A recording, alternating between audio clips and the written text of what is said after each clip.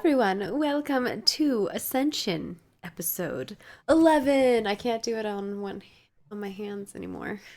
I have to 11. like bring up a toe or something. But that would just get weird. 11. Or in Babylonian counting, 11. Oh yeah, you could do it that way, I suppose. Or welcome. 11. Hey. There we Come go. on Exactly. now. Dave's Come with me on. there. Oh, Yeah, hi, welcome to Roll For It. Your favorite YouTube streamers get together, play some lovely tabletop RPGs. Of course, today we are playing Ascension, Dungeons & Dragons 5th edition campaign. Right, we're going to go through some announcements, and then we'll get into the meat of it, where we'll be continuing off from last week. So, our announcements for today, I keep doing the wrong thing with this mouse. There we go. There we go. Supporter today is Finley Shards. Finley Shards, thank you very much for supporting today's episode, paying the majority of the cast cost. Thank you very much. You've been really supporting hard these days. Thank you so much. Patron stuff. VTM guest character sheets are now out. The Last Ditch episode 2 character sheets are now out. Also, coming soon is a monthly recap, NPC names post, which I desperately need, and more. More is coming. And I've also been soliciting what people would like for the Ascension stuff, so there might be something coming for that soon. And also, Temper's character sheet is now out as well. So if you want to check out what Temper's got going on in her equipment list, you can do it. Her bonds and ideals and flaws just say intelligence is my kink, like knowledge is my kink. Mm-hmm. So, That was such a good line. I love it.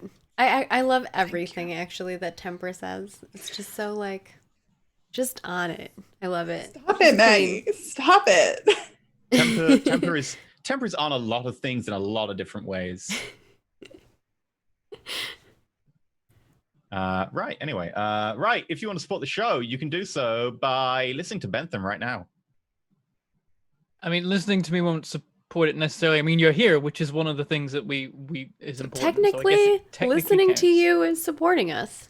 Yeah, no, it works. It works. But the main way that we're supported in a way that is financial and allows us to therefore pay for cast and art and cool stuff like that is Patreon, where you can support at a whole bunch of different tiers that give you a whole bunch of different rewards, including but not limited to MP3s of all of our shows, after shows where we talk about how the show went after every episode, character sheets, behind the scenes GM secret plans and plots and things, videos where the admins talk about the events of the previous month, submitting names that will be used for random NPCs that will appear in shows and then probably get killed or become critical members of the team, or both. It's all happened.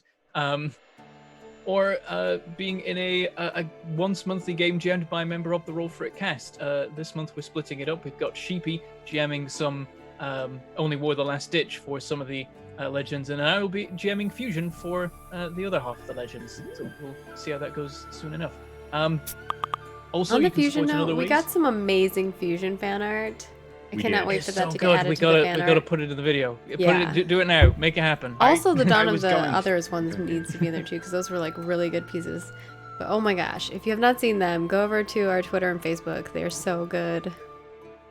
I'd already have the Fusion one as a desktop background, but it's not 16 by 9. I might have to like. I'm stretch printing it and over there. I'm putting it on like a wall. It's really good. Ooh, It's yeah, so I could do good. that. Speaking of which, we'll also have some desktop wallpapers for The Last Ditch at some point, I believe. We will, yes. That was the and more. I was like, there's something I've forgotten, and I was I racking my like brains. the intro I did for The Last Ditch so much, I may have turned it into my desktop wallpapers, and if you too want them as desktop wallpapers, you can do so. Yeah. So other ways that you can support us on Twitch, you can drop us bits to land in the cup, which will fill up over Ian. Maybe give him a beard of sparkly things like it does to Sheepy. You can also give us tips. They appear on the screen. Read them out at the end of the episode to thank you for being awesome and supporting the particular show. And you could also become a Twitch subscriber, which gives you emotes and badges and immediate VOD access, whereas normally it takes 24 hours for us to get them up on the YouTube. Also, speaking of YouTube, you can become a YouTube member, which gives you emotes and badges over there.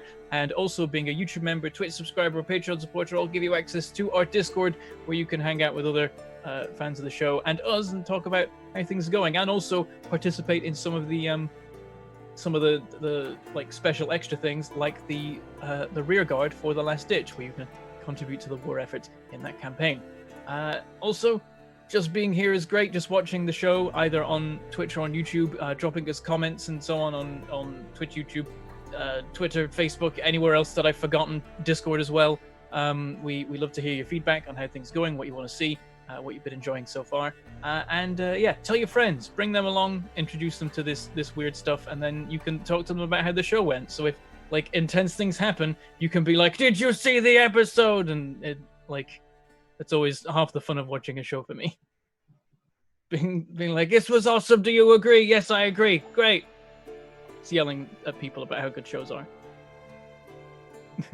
It's weird. It's like I heard my own voice, Bentham. I'm like, wait, why am I talking? Oh, no, it's Bentham doing an amazing impression of me. Yeah, those are all the things. If you want to talk to people, you can go and do the thing, I guess. My Street Voc impression needs some work. Is that I it? didn't know. I didn't know what voice you were doing. More at the I back guess of it the was neck Street is Voc. how you Oh, get the burn. Street Voc. Or at the back of the neck. More back here. Like More you're back here. have a Right. cough drop. Like a Oh, so when you're bubble. talking from the Right. Anyway, Bit more nasally. that is Arena doing an impression of Street Voc. It's great. It's arena with a head cold. Yeah, there we are. Aww. Aw, she'd be so Um, cute. He's always cute. Let me change that. Anyway, so where we left off last time was you had gone into the tower to do your normal, tower run. You're gonna try and get yourself Soup's a level normal. up. Totally didn't then break into a restricted area using a key given to Arena by her grandfather from her grandmother, apparently. And then find some sort of weird forbidden area and knowledge, and then left after going slightly mad, then passed out. Gatton was like, wait, what happened? You got out of there, you successfully deceived someone saying you fell down some stairs. Then you went to someone called the Oracle for more information, and the Oracle found you somewhere to hide because you're a little bit concerned about that, and that you would be able to ask whatever favor you wanted the next day. While you were looking up stuff about the tower, you happened to want to figure out what was going on with Street Voc, because Street Voc had just passed out. You then took Street Voc with you to the library, passed out. You met Temper, a pink tiefling who seems to have authority issues, but has a kink for knowledge, as we have found out. And she helped you get in touch with the Oracle after a somewhat successful, despite your extreme exhaustion, library session. So that was good. And that is where we join back up, I believe, as you are back in the Traveler's Rest. Start of a new day. Well, we went shopping. Oh, The you went second shopping day. as well. Yeah. You did Oh, go yeah, we shopping. did. And you bought some scrap for a mysterious project that Agrina had started to blueprint. Yeah. And we found an illusion store that's like a chain. Oh, yeah. Yeah, you found, what was it? Emporium place. Words. My notes. The Emporium. Everyone just Yeah. calls it the Emporium. It's so ubiquitous. Hmm. The Emporium. Yeah, we went to Cord's Anvil, and then I actually don't have the name of the place. Yeah, it was just the Emporium. Yeah, It's I the added it Emporium, to my okay, notes now. I forgot to put the I'm name gonna down. go I get don't the know name. why. It was Arthane's Emporium, right? Arthane?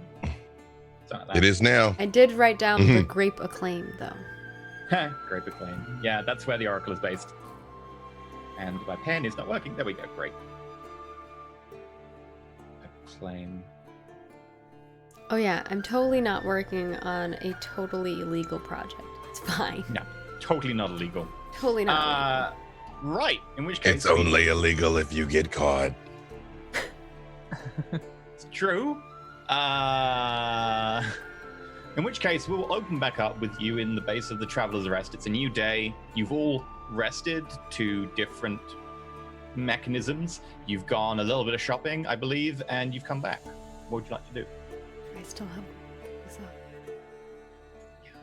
Wait. What? Would we not Mhm. know? Would we have rested and now I don't?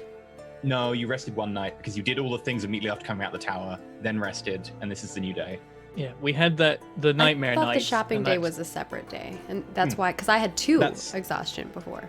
Yeah, that's today. I think you went shopping in the Yeah, morning. we've Oh, only okay, so rested this is once. the evening of that day. So Okay, I this thought is- you were this saying is we like had rested midday. and now yeah, we this had is like another just day. after midday. Just the wording of that made it seem like it was another day. Hmm. Oh. Cool. All right. Well, now you have a bunch of scrap. Why do you have a bunch of scrap? No reason.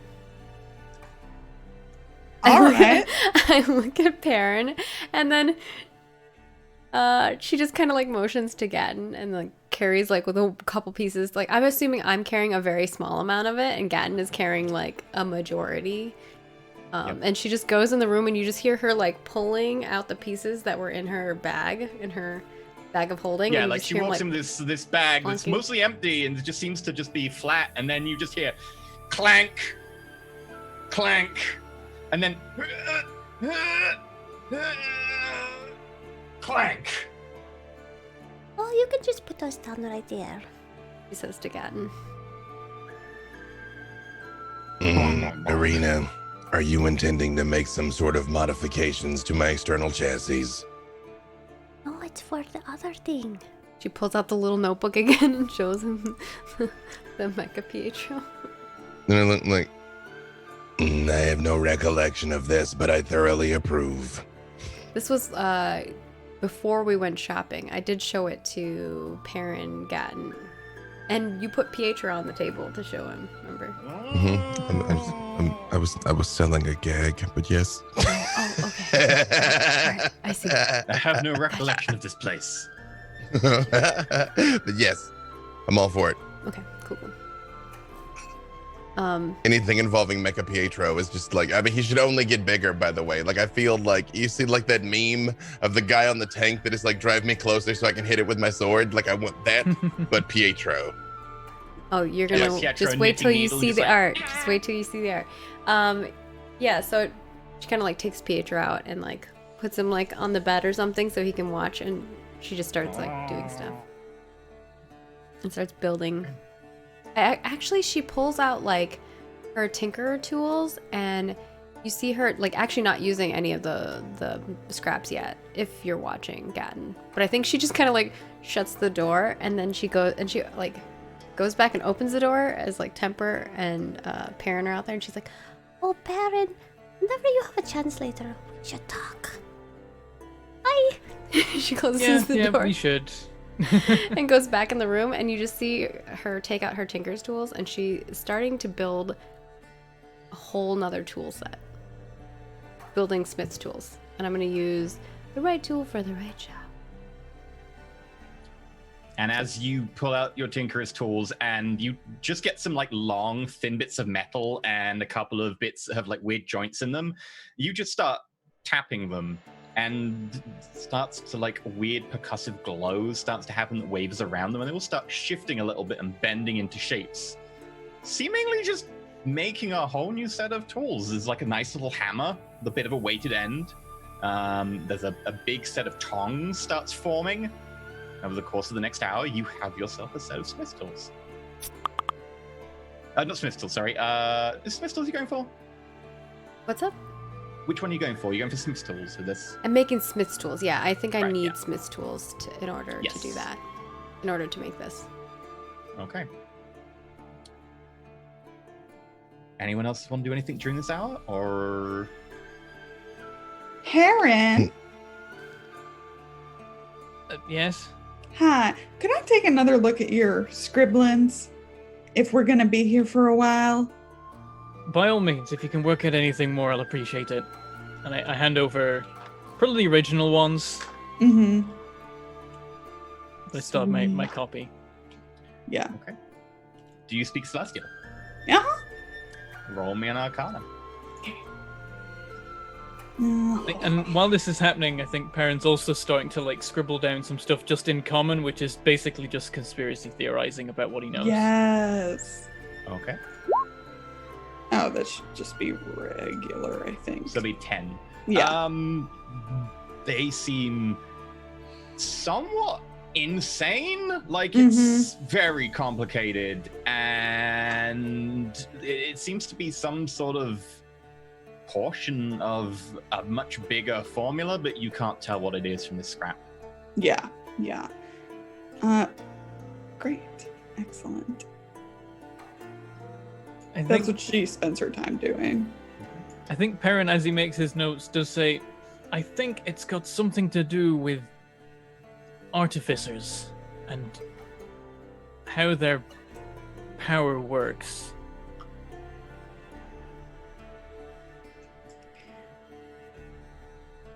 But then I have no idea what it says now, and I have no idea how I could write it in the first place, but I did. I mean, your handwriting is It was a frantic situation, rapid note writing. Yes. Time was of the essence. Do you mind if I make a copy too? I'd rather not. All right. I'd like to keep track of exactly where this information is. I've let you see it. I take the book back. Okay. I feel I need to leave my Discord PMs open, just in case. What are you talking about? I have no idea. What kind of? Why would you say that? I know. Right. Okay. The hour goes past without incident as you all work on your various projects.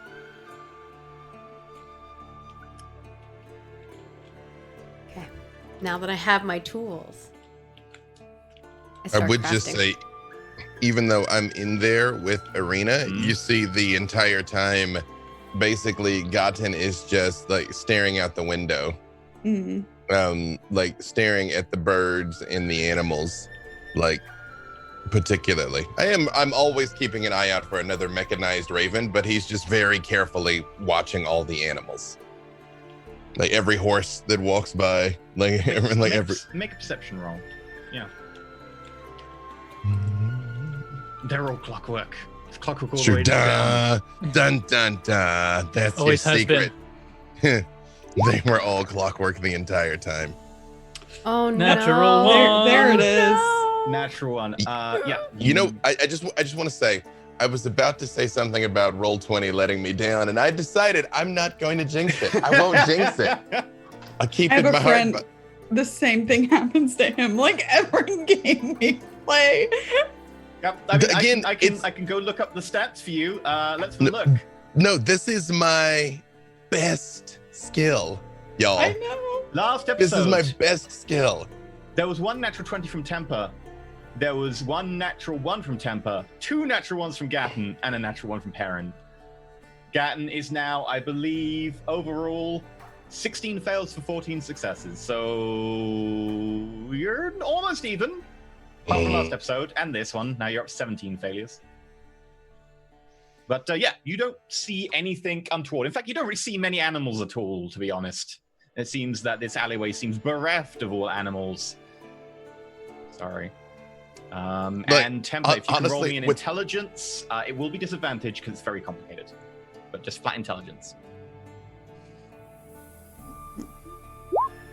10. Okay. 10 is not really enough considering how complicated it is. But Cool. you could maybe start tiny bit by tiny bit. It would take a long while, but Yeah. Okay. Your hour goes by. There are no animals whatsoever, and Temper just looks at your notes. Doesn't copy them. No. You can very clearly see not copying them. Sure. The smith tools are made. You have a full set of smith tools, including, I guess, like everything up until, but not including an anvil. Like you just have everything you could want. When Perrin comes into the room, it's gonna be like a workshop.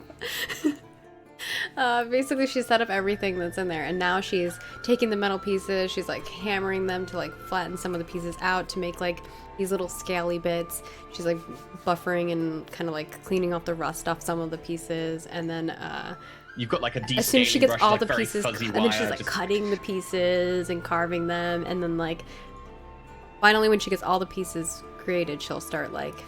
For some reason, I screwing just and get the nutting and impression that balling them Arena's together. just like pulls out a hammer, and Perrin's like, "Where did you get the hammer?" Pull out a pair of tongs. Okay, I can see that. You pull out like a buffing brush to buff the metal, and he's like, Gadden's then you probably the pull out only a one who can see blowtorch, this because I have the door closed. "Okay, Yeah. yeah." Gadden's So you've probably the got only one who can see full-on this everything. unless someone comes into the room, but yeah. Yeah. I closed the door because Um, I'm doing illegal things. Yeah. Realistically, also, Gettin Perrin- wouldn't have noticed. Like Perrin could have like brought other people, and God is just like. Although I will say, what is Temper's passive perception? 15. Okay, everyone is aware that there's loud clank, clank, clank, clank, clank, bang, bang, bang, bang, bang, Oh yeah. bang, bang, bang, bang, coming from inside the room. I don't have any Like, dampering like spells or anything like that. Yeah. So. Yep, like all of you definitely hear. It sounds like metalwork is going on. Mm-hmm. Oh, this So- is it. This is a fine upgrade that you have made to my chassis. Thank you very much, Arena. Definitely, like as the sounds get less and less like ironworky and more like electronic solderingy and that kind of They thing. won't get just quite like that far yet. It'll be just mostly initial metal stuff. It's going to take a while, but this is yeah, the stuff. like parents probably at some point like, well, I guess we can't get any more trouble than we probably already are. Oh, sweet summer child. That's true. We still are alive and have a roof over our heads. Yeah, we haven't even attacked any royalty yet. there isn't royalty in the Dead Cities. That's Keyword probably in the there. only reason. Yet. There The would only not have reason. been when we were done. Let's go to Keldrin. They have a queen. You'll be fine. Okay. Would you like to do anything then with your evening, your afternoon as well? I'm happy to let Arena get on with the construction. It will take a while, so you can start on the first phase, and you're beginning to get like the basic chassis outline built that you can then attach plates to and attach the actual internal mechanisms to. But it's starting to take an outline. Yeah, she makes kind of like the belly part first because she's like, I gotta make sure it fits, and then she's like picking Pietro up and putting him in, and then moving him out, and then yeah, she's like keeps moving it around, and then she's like, Are you comfortable? Maybe we need to put a seatbelt on. You find like one of the bits of metal you have is like this perfect like hatch type thing with like a spinning lock, and you're like, ooh, this would be perfect there. And you begin basically going through the scrap and seeing what would work in different places on the chassis. So, do you want to do anything today, or are you planning just to stay here a little bit longer? Because you are paid up for one day. If you want to be paid up for another day, you'll have to pay again. So, you. Still got a level of exhaustion. Probably best to wait before Arena we will stay do another anything. night. In which case, 2 gold each.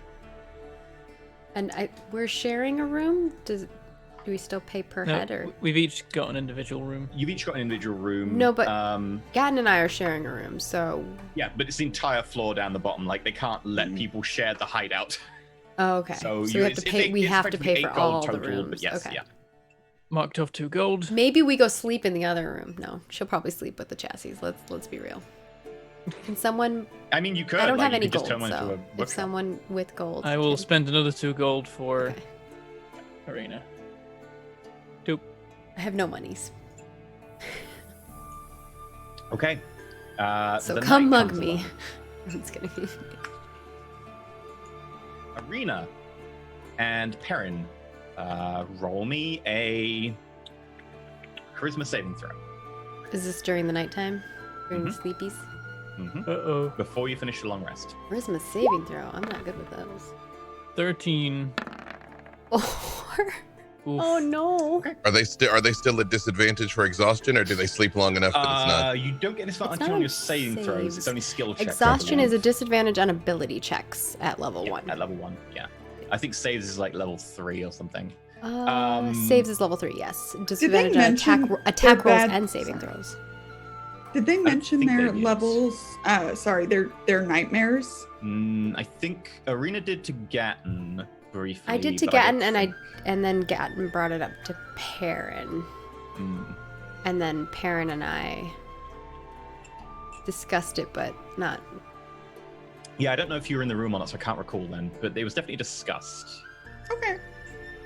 To be fair, it's a small area you could have overheard. Right. easily. Especially if they were. I'm not Like, opposed to you having heard Sounds. that she had. And no Okay. one did nightmare. declare that they were doing this as a secret talk, so yeah, totally. If you wanted to hear Okay, that. yeah. I just wanted to know if she was aware that was. I wasn't being happening to them. secretive about my dream. Yeah. Were you being secretive about your dream, Perrin? I don't think so. In which case, Arena. As you dream, your dream is interspersed with strange images. Things that you've never seen before, so you're not exactly sure why you're dreaming of them. A flowing red substance that gleams like crystal, and has sparks within it, or motes of light that seem to move and shift. It seems to flow and interact, and as you reach out to touch it, you just wake up. Cold sweat, heart racing. And as you put your head down to sleep again, you eventually do fall asleep. Heron.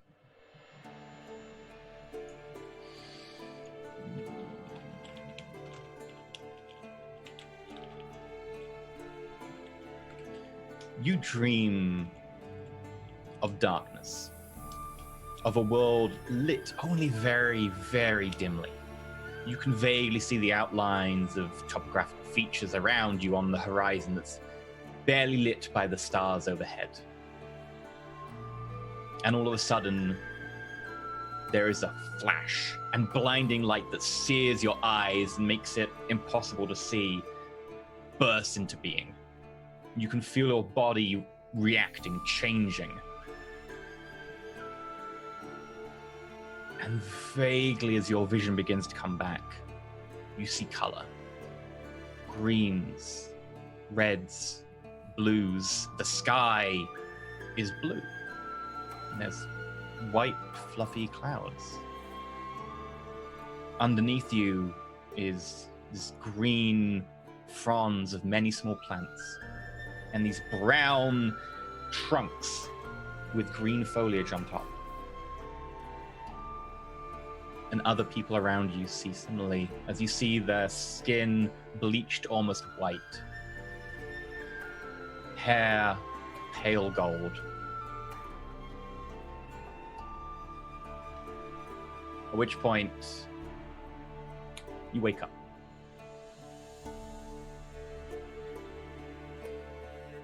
Neat. I know what that is, but Perrin probably doesn't. I mean, make a history check. Oh, yeah, I guess. Let's see. That's old history, but it is also common Yarp. mythology. Oh, we're Natural No, one. Perrin has no idea what We're- that is. We're That was trying. weird dream. Huh. Yeah, strange, really Just strange. get them out of your system early.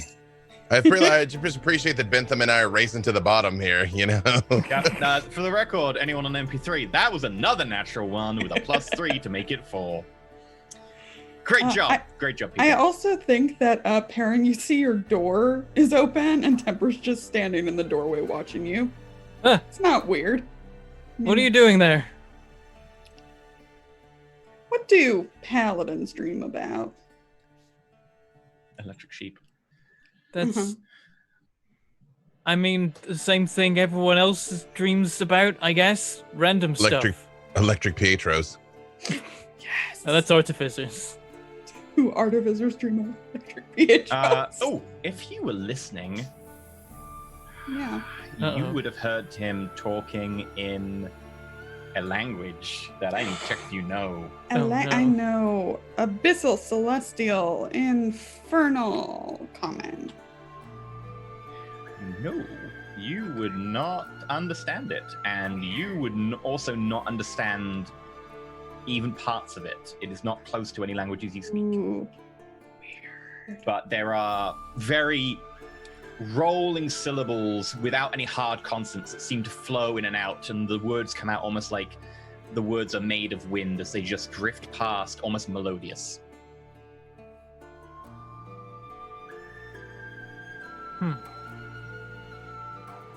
The closest it would be Celestial. Hmm. Perrin is like, well, you're not gonna find out by staring at me while I sleep. I was making sure you didn't have a fit, Perrin. You were loud last night. What do you mean loud? I mean, I had a weird dream. Did I talk while I was dreaming? You were making noises. I'm right on the other side of the Okay. wall. I mean, in the dream, I did a lot of yelling into the void. Mm. And you think that's what everyone dreams about? It's been a weird time the last few days. I don't know. Do you want to talk about it? Temper, Yes. make me an intelligence roll. Okay. Okay, listen. 17. Smart. Because you come from an academic setting, the DC is lower for you. You would know that it's rarely spoken of because people see it as a bit of a stigma or something that is not really kosher to talk about. But relatively commonly, people who enter the tower and come out, particularly who go into higher tower floors and come out, do suffer dreams, nightmares about darkness, about being trapped, confined. It's a common phobia that they seem to sometimes get. And Not this everyone. usually higher tower levels. The severity increases as they go up the tower levels, yeah. You know, it's actually very common. It happens to a lot of folk. Nothing's wrong with you, is what I'm saying. He's just tired. It's been a long week. Well, I guess that's comforting. Still weird. The weirder dreams to have. I just dreamt of absolutely nothing.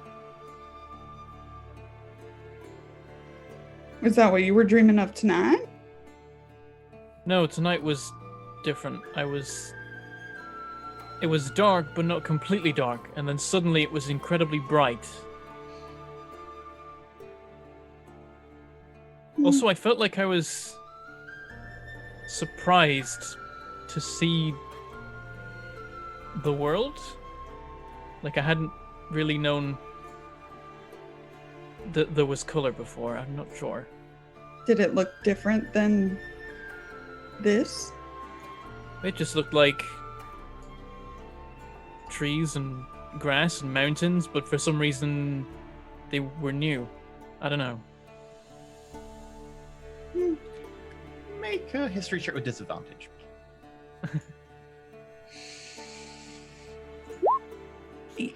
8. Damn Well, it it would've- sounds better The- than screaming into the void. The other roll was a natural 20 as well, damn it. Mm-hmm. I suppose Describe it's... things to me in full. That was out of character. I wasn't sure. Describing things to me in full is my kink.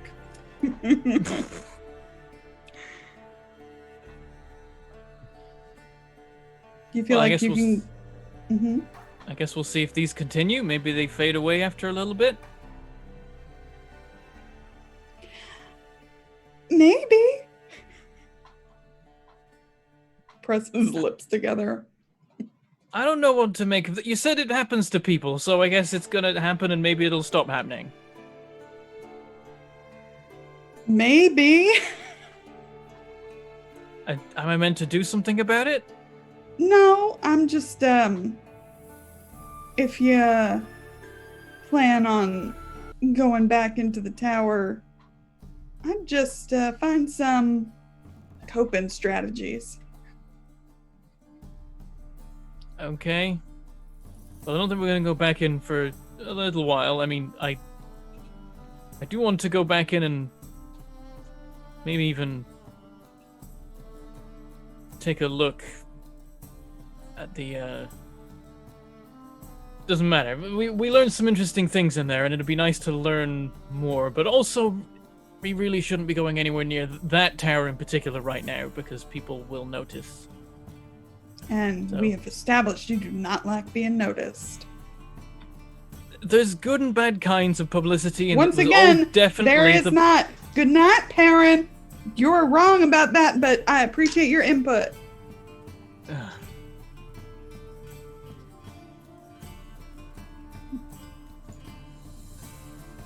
If it's still night, Perrin goes back to bed like, well, I guess I'm not being watched anymore. Yeah, it's kind of like 5:30 a.m., 6 a.m. Like, it's that point where you could just get up. It's up to you. No, sorry, it's up to your character. If it's up to you, you'd be going to bed now. Yeah, no, if it was up to me. Yeah, Perrin naps for a bit. Let's Very see nice if there's another nightmare in like the 1 hour extra I'll get. No, you're okay. The morning It's you a wake good up. sign. Food is on a tray outside your door. It's just a selection of porridge and a few different like pieces of fruit. They're a little bit dried. Early in the morning, the door opens. Pull in the food, close the door. And then you just start hearing hammering. No, there. Bang, bang, bang, bang. Worst roommate ever. Am I no longer exhausted? Yeah, you lose a level of exhaustion. Yeah. I I don't know if I want to swap any of my spells. Yeah. Kemper's making coffee again.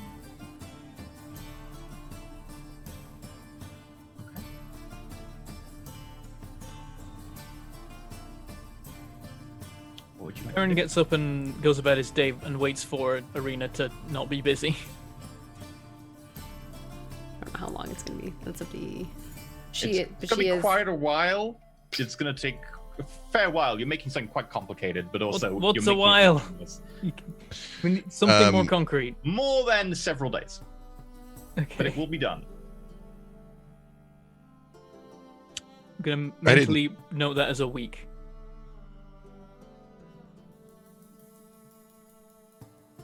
What would you like to do? She did tell you to come talk to her whenever. I guess then Perrin at some point will knock on Arena's door. She, like, opens the door and like peeks around to see if anyone else is looking, and then she like yanks him into the room. By yanking him in, Like, it's she's me. not very ah! strong and she's very tiny, so pulls Okay. your pant It's leg more like lightly. just tugging on my coat, and I'm like, okay, I'm coming through the door. You just need Yeah, to say, come Temple, and I in. you don't see give you this enough very- space. Like it's Very it's a tiny door suggestive space. image of the gnome yanking Perrin in quite forcefully. Is Gatton still in the room? Yeah, I what would can assume so, be? unless it's up to him. Yeah, I would not go away from her unless she asked me to leave. Just still Okay. kind of in the corner, faking like I'm in sentry mode. Yeah. Okay. Temple, I mean, where- can I come in too? This feels very clicky. She That opens was the enough door and looks clicks out. at And she's school. like, No. she closes. Well, Arena, can I read your notes then? She closes. I will the door. not copy them. She closes the door and she looks at. She like looks up at Perrin. She's like, You let her look at the notes? I gave her my notes. Maybe she can work more out if she reads them. I just don't want her distributing them to anybody else. Well, do you know if she is? I mean, I kept an eye on her while she was reading my notes to make sure she wasn't. Did she find anything?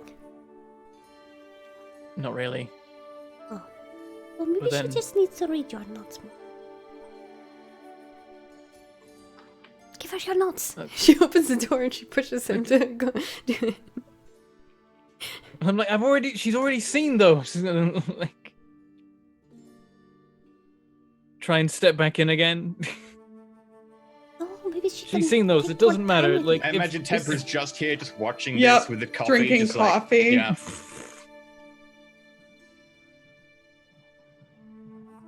She's seen the notes. Like, maybe if she sees yours, she can get more out of it. Anyway, what do you want to talk to me about? You can search me if you want to make sure I don't have any parchment and ink on me. She closes the door. Arena, just hand her the notes. She closes the door and she's like, No, I need my notebook. you see? And she turns around and she shows you what she's building. And Yeah, there's like a as little you now look scaffolding. around, And it's in the same book. There's this scaffolding that she started to add like internal mechanisms to, and it's definitely technology. Yeah, I just like look at it like, yeah, this is definitely heresy. Oh. This is going to take me a while to do. But it's probably best no one knows. Yeah.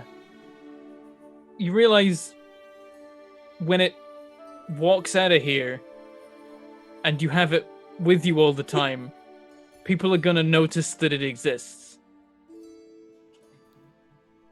So, I was thinking we can come up with a story.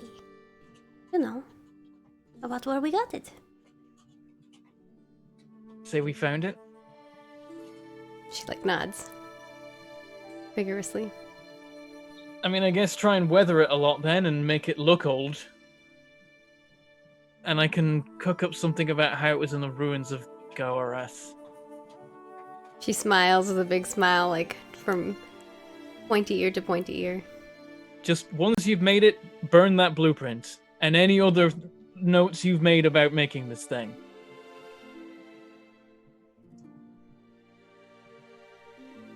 Alright?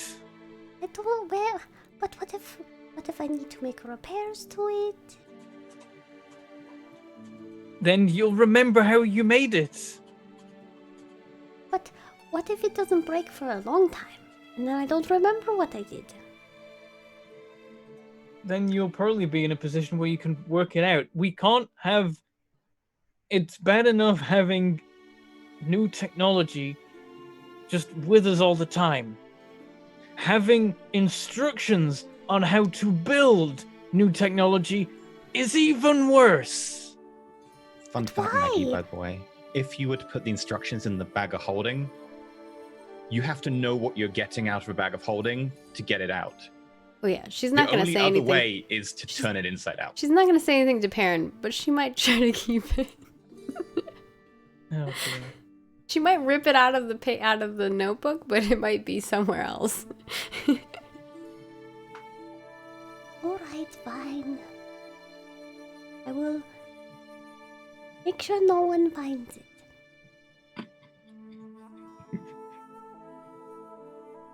It's been bad enough the fact that you've been walking around with that key around your neck this entire time. Had it for a very long time, since I was a little girl. Yes, it's lucky you grew up in a small village where not many people visit. And pay attention to random old family heirlooms. She like takes it out from like underneath her shirt and she's like, You think maybe I should put it somewhere else then? Probably best not to have it round your neck all the time. That's too easy for people to find. she opens like a small pouch that is her bag of holding and drops it in there.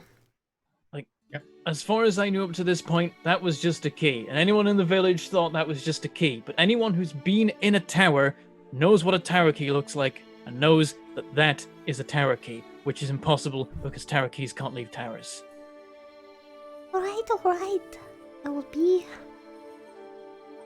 Well, you're right. Maybe we should not tell anybody I have the key. Even if we tell people about the story about it, we don't have the key no more.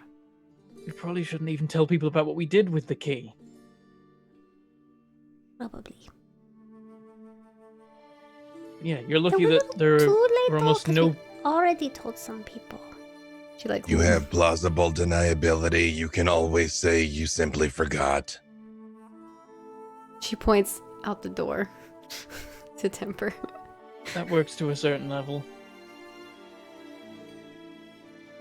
Anyway, yes, anyone who's been in a tower will be able to tell what that thing is immediately, which makes me suspect that your grandfather knows more than he's letting on. Because her grandfather had a level, right? Yeah. Or no, we don't know how many. We but don't know how many, but we guess know a he had couple. at least one level. Hmm. Yeah, makes me think Well- that he knew what he was doing, and so I've definitely got some questions I want to ask him next time we're passing through the village. She nods. Me too. There's more to this story than he's letting on. Oh, there's definitely more, and that's what we need to find out. And then, like, I sit down and get out my notes, and I'm like, so, I've been thinking. She leans in. We know that the symbols in that room, all around, were for the 12 marks, and then the new one in the middle that was added by someone must be the Artificer mark. That is what I think too. And we know that relatively recently, it became possible for towers to make people into artificers, which means somebody put this in to the tower to make artificers. That's what I was thinking too. And then put it in all the towers, I guess. Or maybe not all of them. Well, they did start If we work showing... out... Artificers started showing up later. I know the first ones were noticed here in this tower. That is why I figured I would use the key here. Something about it made me think. Just felt like something was pulling me back. Sorry, I know it made you mad, but look, we found all this Oh, yes, information. And it's landed us I in a can whole make all load of these trouble. things now. Yeah. And I mean, I'm guessing whoever put those runes in there was not doing so because gods told them to do it. And now artificers like you are making things like this. I gesture at this chassis. Do you think that other the people gods can would make not stuff approve like of. These? Hmm? Do you think other people can make things like these? Well, presumably other artificers can. I need to meet these other artificers. It's like evil genius. It's bad. And parents like, oh no. Artificers aren't. Yeah, parents like, if artificers aren't meant to exist, they've been snuck in there under the gods' noses. Be careful what you do with other artificers, Why? because you can meddle in things that you're not meant to. If I'm not meant to, then why would I be able to do it? There has Because to be a the gods reason. didn't put the runes in the tower. Someone else did. But you don't know that for sure. Maybe one of the Well, gods did. I feel like if the gods did a renovation of like the top floor, they would just like shrink all the others round and put like a 13th wedge in and Maybe make it they all don't. nice. Maybe they didn't all get along. Maybe it was some gods that did it in There's particular. been plenty of stories of gods who have fought one another. And I guess she like names a couple maybe that didn't get along. The Aren't there a list few is that are really even long. like wife and husband and stuff like that who had problems? So, I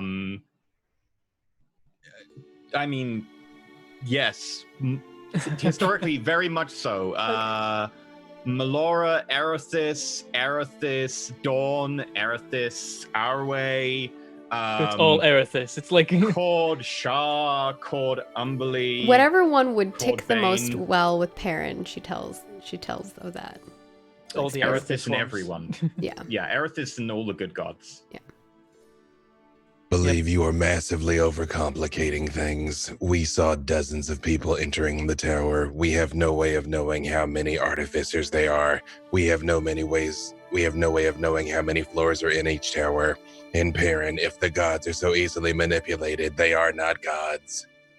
Well, now we do know how many floors there are in the tower. That's the thing. We went to the top floor. It was 26 floors, I think, which also doesn't make sense because No, I remember Based on- it being 30. maybe it was, but yeah, I believe that the floor we were in was even potentially above the tower. It was higher than the tower is. And there was a secret staircase. Could skip everything else.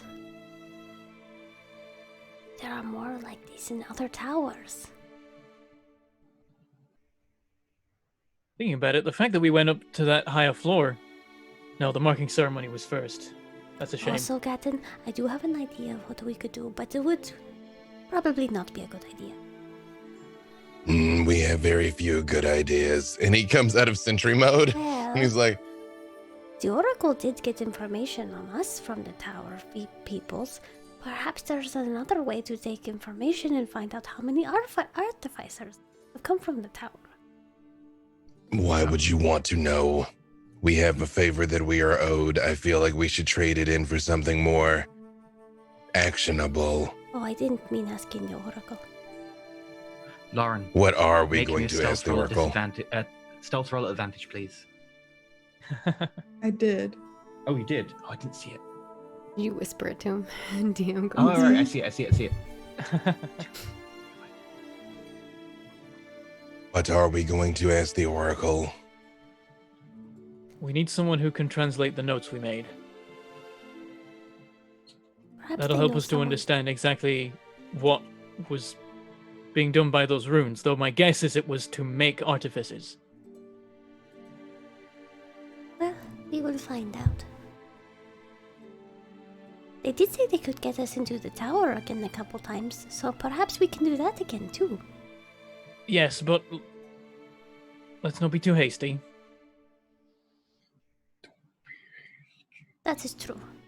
We should. I turn and look at Perrin, and I'm like, if your actions had offended them so much, you would already be dead. We fought hordes of undead in this very room, and yet we are still alive. Perhaps you are being overly cautious. Well, we don't mind having a bit of time. She looks over at her project that she's got. Well, the thing is, when we were in the tower and Streakvok briefly moved the crystal at the top, I'm pretty sure the Raven Queen herself did attempt to kill us. If it were a god that has to attempt to kill you, it would not be an actual god. I do not believe that is what took place. I don't think so either. I suppose I do think she could Perrin have is a immediately little struck us scared. down. She could have struck us down where we stood. Maybe she was just trying to scare us off. She did take Streakvok, though. And Streakvok is the one who moved the crystal, so it might be about sending a message. Well, we need to find Streakvok. So And what of maybe this the tiefling? Oracle can You help ha- us with that too. So we talk to the Oracle, see if they can find Streakvok. See if they know someone who can help us with the translations. And I know, believe can you ask were about- owed. we see what they want in return for getting into the tower. Yeah. Are you prepared to depart, or do you require more time on your tinkering? I really do want to keep making this, but I guess I could take a break.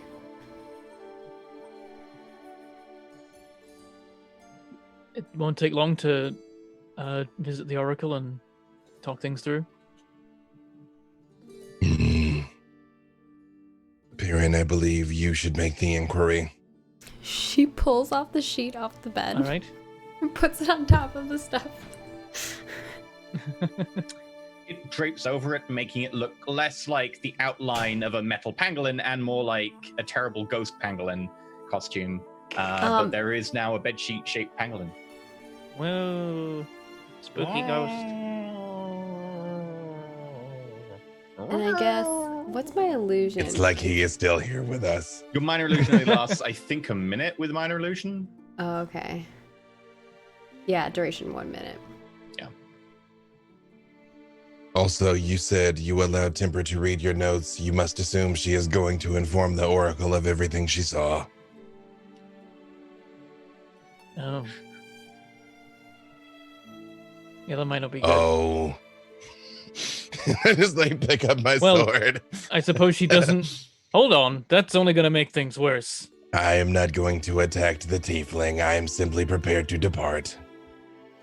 I like Okay, jump up. right, I yes. grab Pietro and then I put Pietro on me, and I jump up. I get ready to like get scooped up by Gatton, and then she's just like, See, this is why I did not give her my notes. Plus, I have other It's- things in my notebook, so I don't really want her to see them. she looks at the notebook, and then she puts the notebook into the bag of holding. You should probably I know- have like 2 notebooks, one for mundane things and one for heresy. I do Maybe know should I get another tried. notebook. The heresy Also, I'm notebook, totally that's gonna what we try to gotta go steal that shopping for. notebook of a parent now that he said that. Just so you know, secret mission. I read Perrin's notes and just rolled awfully. I don't believe I read Arena's, or I have that reversed, but I only looked at one set of notes to see if I understood what they meant in It's the Celestial. same sort of thing, so it would still like it would be the same roll that Okay. you would go off. Yeah, Okay. and to be fair, the DC is going to be very high because it's Okay. a lot. Right. Then we should collect temper and depart. When you go out into the common area, Temper is sitting cross-legged on the table, and she's filing, I don't know, either her nails or her fangs. And she doesn't like look up and smile at all of you as she's been doing when you come in. There's definitely been a mood change. Ooh, interesting. All right, we're going to And head over to the Oracle. Just and, so you're aware, from my perspective, Reno was definitely trying to be quiet and not have anyone overhear what they were saying. Just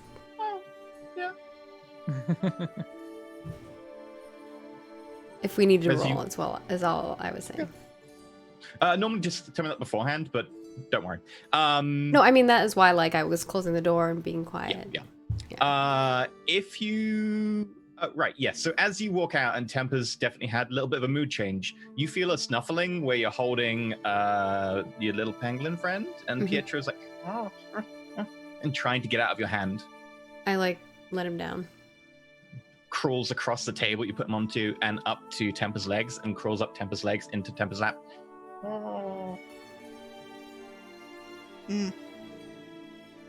Huh.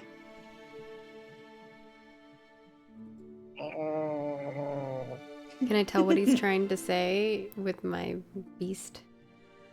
He can tell that Temper is feeling bad in some way and is trying to help. Oh, okay. She scritches under the chin. Arena says, Are you okay, Tempora? I think that Pietro is worried about you. Oh. Do you feel excluded too, buddy? I'm Seemingly sorry. no change. I don't mean to exclude you. It's for your safety. It's because we care about you. The last person we confided in was kidnapped by a god. And then he disappeared into somewhere where we do not know where he went. So, hopefully you understand. Yes, they have disappeared, and we should try and recover them. The one before that was probably killed by a demon tree. That's true. And the one before that went off on a heroic solo mission to an almost inevitable doom. I don't know, I had some confidence in him.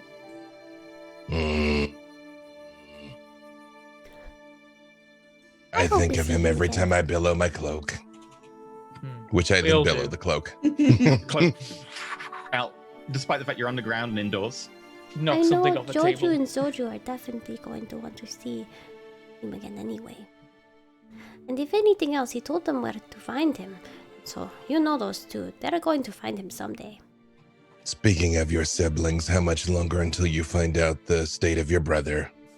It will probably be a little under a week. Since it's already been a couple days now. I turn and look at Temper. Are we able to have our audience with the Oracle now? Mm-hmm.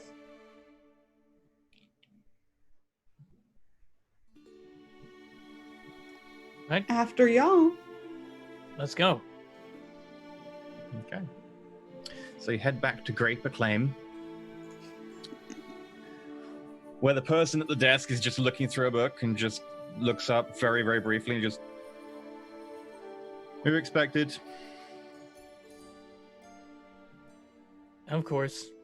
I head And through. as you walk into the back, The oracle's there. Same figure, leathery, orange, tanned skin, amber eyes, wiry black hair. Oh, hello. So, sit down. Would you like something to drink? Wouldn't mind it. Arena nods. What would you like? Do we know what's available? I mean, this is a wine shop. You can have anything you want, as long as it's wine or anything else that I might have. Don't waste anything too fancy on me. I wouldn't notice. Right. Okay. Looks around, just takes a couple of glasses off from the side that were already poured. Here you go. It's from near Take death. a sip. It's pre the fall of near death. Hopefully you enjoy it. I like. There's an interesting. Like, oh, interesting. And I take another one and like actually think about it a bit more. Arena sits right. in the gnome-sized chair and takes a little glass of it and smells it, and then takes a sip. Quite sweet. If you're into that sort of thing, kind of like a sweet cross between elderflower and sweet grapes. Is it familiar to me? Vaguely. It's not exactly from your area, but it is something you've probably tried before. Like, huh. Guess there's still plenty of this around. Yes. That little cute pangolin sleeping is so cute. So, what did you decide in the end? We would like to know what happened to our companion. Though that actually may be truly outside your scope. They may not be in this city or anywhere nearby. But if there is any sign of them, we would like to hear. And I then can also check the city quite easily. If it's anywhere, if it's a different plane, that would be a completely different scale. yeah, I think we'll just be happy to know whether they've showed up in the city somewhere or not. Okay, that's totally doable. The other thing most pressing is we would like that person that can translate the Celestial and do so discreetly. Someone who can translate Celestial is quite common. Is there anything special about this? As I mentioned before, they would need to have an extremely adept grasp and be able to understand runes and that sort of Right, you're arcane looking thing. for probably an artificer. I do know one. It's tricky to find them. They move around a lot, but I can certainly poke you in their direction. That's the most pressing thing. At some point, we are interested in revisiting the tower, but it's not a priority right now. Oh, well, it would take me time to organize you a couple of trips in if you wanted two, or would you want just the one? You've already been with Please. one. Go two more. Set about setting our 2 future appointments. That will give us the time to set our affairs in order in the meantime. And also pay you for your generosity. Thank you. Well, okay, you effectively want 3 different favors, although one of them is minor. Checking that your friend Streetfox is not in the HRS, or if they are, finding them. Then there's putting you in touch with this artificer that I know. I can find out where they are, and I can get you travel there. And then getting access to the tower. Well, I have something I need someone to do rather urgently. You can certainly do that, and that'll be one favor. And then I will just hold a favor back for the other one, if that's okay. You seem to be quite busy. All right. Well, What is the first favor? I understand that something bad is going to go down at a small town a little way away from here. And I would need someone to go and prevent whatever badness is going to happen from befalling such a place. Well, that seems That's- like a Unfortunately, it's very thing. vague. Yes. My I suppose you don't know what the bad thing is going to be, just that there Can is I a insight threat. check this? Sure, you can insight check. I mean, I'm not good at insight checking, but Oh, yeah. Totally in character to do so. 17? I'll try 17. that too, because I'm Okay. trying to work out if something's being held back or not. Yeah, I might as well give it a shot because I'm. It will tell you way more than just, lie or truth. It will be a way of being able to detect a lot more. 17 from 8. Arena, 8 from Perrin, and 9 from Gatton. I've just assumed that we are the menace that he is inflicting on this town. It was us all along. Always has been. Plot twist. That's what the dream was trying to tell you. It was us all along. Do-do-do. Plot twist. It was a dream all along. Duh. You get the We sense are that your they brother's dream. Being We're just Twitch completely streamers and honest with you, and that their information is also vague and limited. Possibly the sort of information you get from divination spells that are not specific. Just you would know there are certain divination spells that are just good things are going to happen, bad things are going to happen if you do certain things. So it's quite possible they know that something bad is going to happen and they just want someone to stop it. Unfortunately, divination is quite often very vague. Okay, gotcha. Yeah, I think you'd all vaguely be able to get that. Is the expectation that some great threat is going to suddenly emerge and need to be fought, or is it more there's some kind of insidious thing that needs to be spotted and dealt with? Unfortunately, I don't know. Right. If I did have more information, I would tell you. It'd be a lot simpler. But all I know is that, unfortunately, something bad is going to happen, which will have ramifications beyond this one place. And what is your investment in this town or these bad events? Merely trying to reduce the amount of... Well, do you know if there's anything else that's going on in the town? Like, who might be important? Or maybe you can put us in touch with that person so we can talk to them? A few things. Yes. In terms of why I have an interest, I have certain interests and biases in this regard. I don't really want to see the world get any more confused than it already is. I quite like where it's at. The town is called Andorra. Do you recognize the name? Anyone can make a history check. I'm supposed to be good at that. We shall see. Natural Perrin, one. natural one. Natural Arena, one. natural one. Wow, I got a Which 6. Which thing are we rolling? History. History. Okay.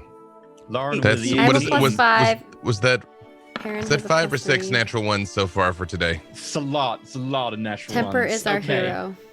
Tempo with the 18. So I'm gonna just actually bring up the world map for you. Parents just like, is that where the beast tower is? Just some remote island. Right. Up in the top left-hand corner, you'll see a white-colored area with snow and mountains. This is often referred to as the peak of the world or the origin of storms. It's not actually the peak of the world, but it is called the origin of storms for a reason, Temper. Historically, out of here sailed a lot of raiders who believed in the goddess Auril. Previously, the goddess of cold, winter, that sort of thing. Winter is a domain that now belongs to the Raven Queen, and that all the gods who didn't end up in possession of towers post-cataclysm have kind of fallen into nothingness. There are people who still worship them, but ultimately they have very little power, and whether they are able to be gods is debatable at this stage. Most of them have just not been heard of or seen. But there is a small village there called Andorra, which is there, hanging on the map for you.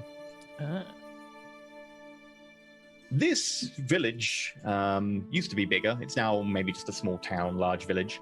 And it has a temple called the Crystal Temple, which is one of the oldest temples in this area of the world. And it reveres the goddess Auril.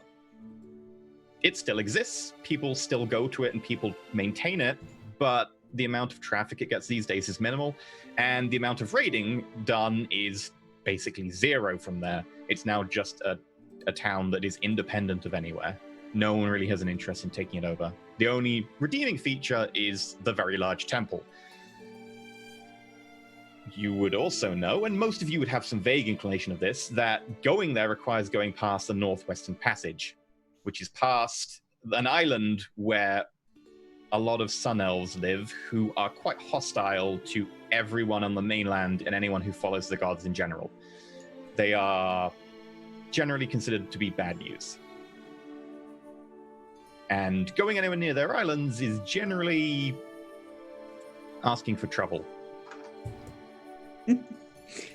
She kind of laughs to herself. Well, I guess that winter clothing was a good investment. Wait, where's this village? I've never heard of it Right. before. Oh, Oh, sorry, I thought you would know, you being a scholar.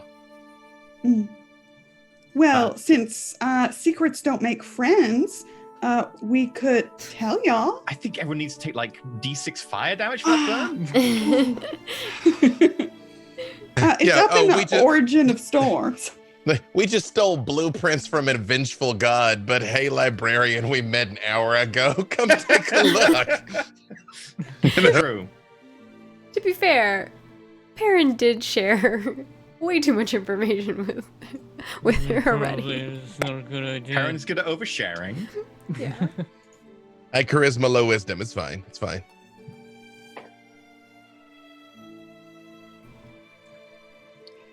Well, Right, how are you at seafaring combat? I have never fought anything on the water. Well, not really. But I have been on a boat once or twice. I am incapable of drowning. I've been on the inland giant lakes to the south a couple times. Never been on the ocean. So not good at it. All right. Well, when y'all go, there are going to be some not so friendly sun elves, and then it's going to be really, really cold. And you might stop if you're feeling touristy. There's a very pretty place called what is it? The Crystal Temple. Yes, that's the one. Check that out. Ooh, that sounds lovely. What's in the Crystal Temple? I assume temple things. And crystals. Yes, it's made out of ice. It's one of the oldest temples in, That sounds uh, amazing. well, Definitely technically need not to in go there. Ursuline, but outside of Ursuline. It's worshippers of the goddess Auril, of course. She's not really around anymore, as far as we know. And her winter domain is now owned by the Raven Queen, so that's kind of awkward. But the clergy there still maintain the temple. And it predates a temple made of ice that predates the towers? No, yes. I believe it's magic ice, if that helps. Well, this sounds like a hell of a journey. I've never really been that far before, but I'm down. Yeah, it might take a few weeks by boat. I'll, of course, pay for the voyage. And you can, this is a big favor, so searching the city for your friend Streakfolk, I will count against this as well. And I will throw in a little bit of pocket change, considering I imagine the journey will probably necessitate winter clothing, although you have some. I'll pay the equivalent anyway. So in exchange for saving this village, you will assist in locating Streakvok and gaining us access to 2 more trips to this tower. Yes. And then I will also find this artificer for you in exchange for a favor yet to be determined. If it turns out that the threat to the village is well beyond our means and we're unable to stop it, does that mean the deal's off? I Believe don't if we are expect you unable. to. No. Go ahead. my companion. I was just going to say, I believe if we are unable to stop it, we may not return to collect. It is difficult traveling from there, it's true. But yes, if you are unable to stop it and it's completely out of your ballpark, then I would not count it against you. But you would have to make a reasonable attempt at it. Of course. I will check that, of course. Sounds like a pretty fair deal. Okay. Right. The boat leaves this evening. There's plenty of room for you. They are just transferring some cargo across. It's pretty empty. Other than that, they have very little in the way of actual shipments up there. Not many sailors are willing to go past the Northwestern Passage. The bright cities are quite hostile.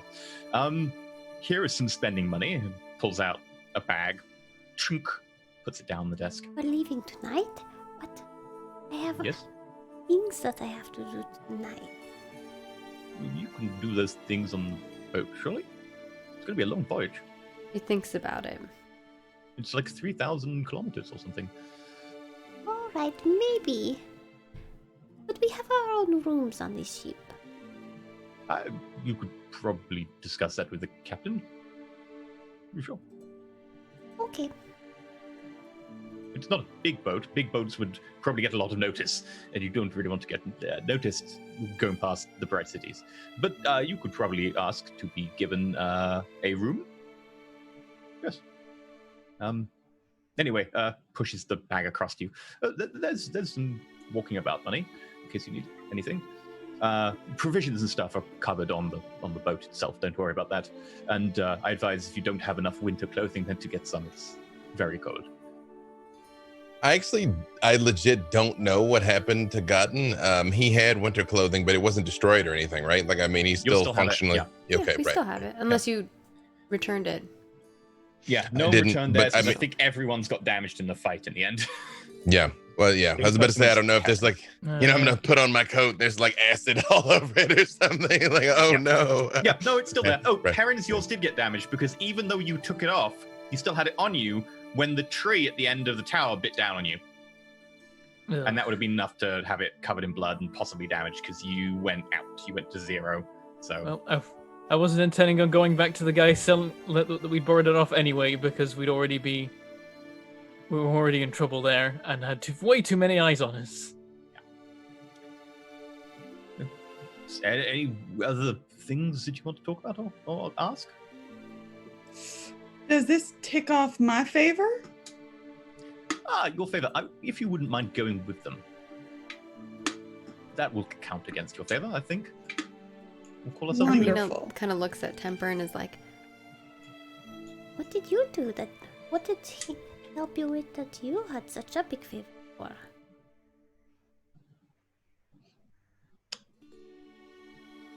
I have a problem with authority. I didn't have to guess on it. It's very well hidden. It's part of the reason why I think I like you, though. she smiles. Well, I need to get myself some winter clothing. Perrin, maybe yours needs a touch up too? There's definitely some giant bite marks that need dealing with. It'll still function. It's just not returnable.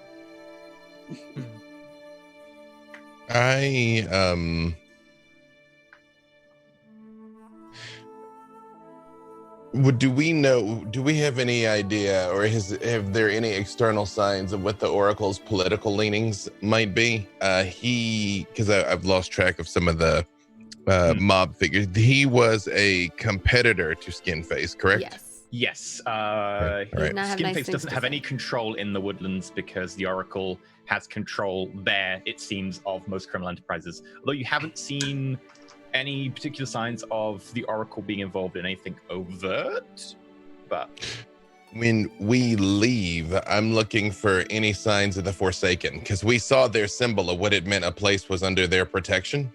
yeah, you saw that inside the city. Just in Make me a general. perception- make me a perception check just as you look around, because it's just a general Okay. look. Right. This is. I mean, all day I'm looking for any sign. Yeah, Let's the see. DC will Here we be go. much lower because you're looking for it. Not so low that I can't get under it. 14. okay.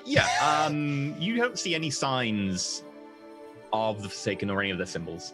Not in the areas you've been going around, no. Not in the woodlands. Okay. At some point later, I might need to do something about that, but okay. Okay. The bag that you are given contains 2 gems worth 50 gold pieces, both of which are peridot green, and also contains 5 gems worth 10 gold pieces, which are tiger's eyes, which are kind of like pale amber black. It's 150 gold worth in total of gems. Are those gems that Arena needs? I don't need them, but she probably wants to touch them. You can mark them on your sheet if you want, because you don't have any money right now, so... No, I don't. Okay. And those are specifically for you 3, because the favor against temper is being counted against temper. Do you But if mind you want to pasting share the them with list temper, you in could. chat and then we can grab one? Sure. You can just turn them into gold if you want. I don't worry about you having gems. Like, you could just go convert them any way you wanted. It's just thematically they are gems. It is 2. He puts a ring on it, not cash. 5.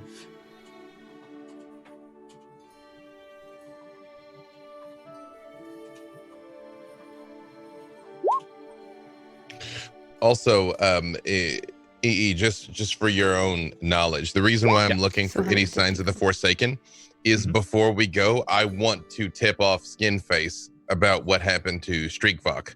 Right. Okay. Yeah. If you want to look outside the woods on your way to the ship or in the day between, you could easily do that. And that will count, and you will easily find a few shops. Okay. Yeah, I don't. It doesn't have to be a whole huge thing. I just want to make sure Skinface is told what happened. Okay. I think I would not tell Skinface about them having gone to the top of the tower, but I will say something went wrong in the tower. And Streakvok has disappeared. We don't know where they are. So I guess probably as Arena is beginning to pack her stuff and trying to figure out how to cunningly disguise Pangolin, you have a little wander outside of the woods. As soon as you get into the city proper and you start looking around very specifically for that symbol, you do find it on a couple of shops, but they just seem like they're under the protection of. But as you've been spending a lot of time looking, there is a sound behind you. Let me go to my list. Is this my old friend Stab Softly? Or somebody else? Right. Plebeians. You look around, there is a Kenku in a big black robe with an array of daggers along the front. Good to see you in one piece, Stab Softly. You made it. We will be departing for some time. We may not return for a number of weeks. I just wish you to be informed of what happened to Streakvok, so that you might pass this information on to Skinface. Looks a bit quizzical suddenly. There was an incident in the tower. I myself do not remember. However, Streakvok disappeared. We do not know their current whereabouts or if they are all right. Perhaps you should keep an eye out for your associate. Associate. Plebeians. Situations like these, you made. Just shakes his head. I look and I turn, I'm like, I apologize. I know you as a Kenku are not a raven, but by chance is the Raven Queen sacred to you?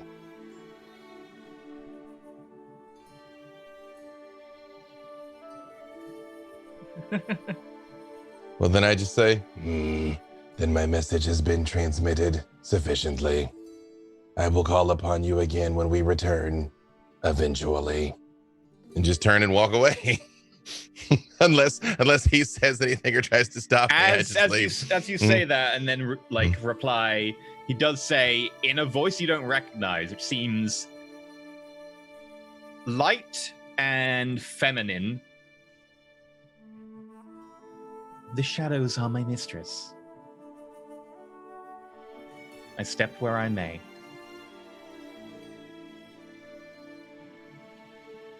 I just turn and I look back at them, and I just nod. You say it's not a name, not a voice I recognize, right? No, you wouldn't recognize that Okay, voice. right. I just sort of nod, and I say, then may the shadows guide your passage.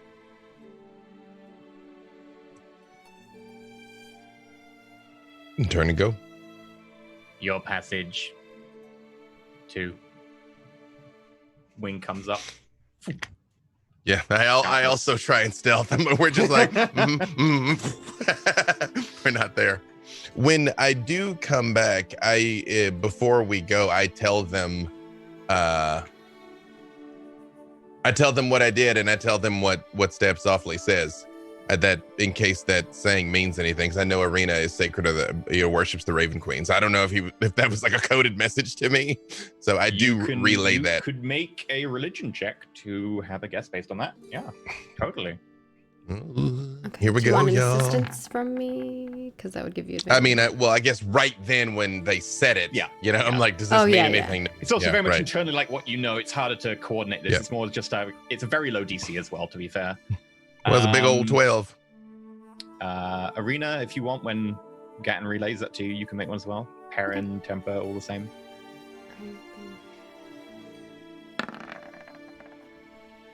19.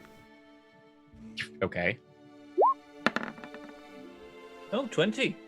Not Nice. natural, but Hey. 20. You're getting religious up in here. Okay. Uh-huh. All of you pass the DC. Arena and Perrin pass the DC extra much.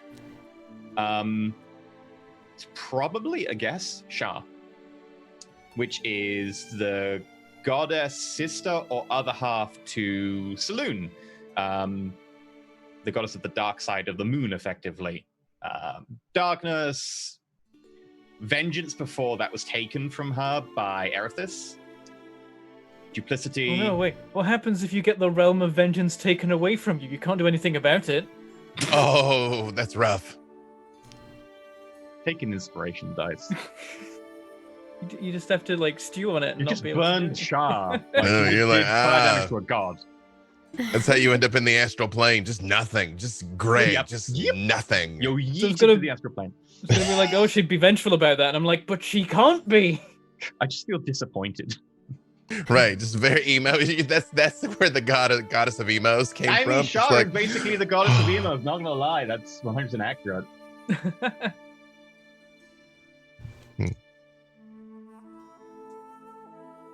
Yeah. So that would just- completely line up for you. well, just to make sure that I'm taking from this conceptually what I'm supposed to be taking from this is Stab Softly was more trying to tell me that that's the goddess they worship. Right? Probably, yeah. Okay. Contextually, that would be what I extract from it. Okay. Let me just pull up the extra information. Here we go. This is exactly what Arena and Perrin would know. She is considered to be an intermediate deity of neutral evil. She is part of the Dark Pact, although tentatively.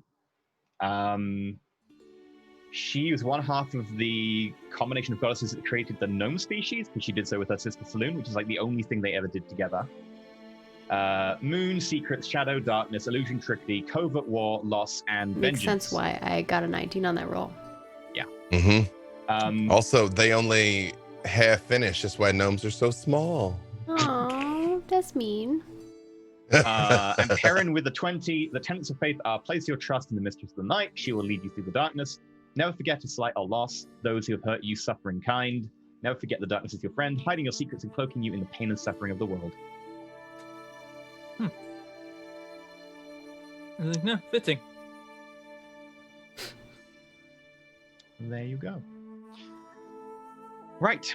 Do you want to do anything before going and finding your ship, which is the Akkalion, under Captain Frostbrook? Captain what? Captain Frostbrook.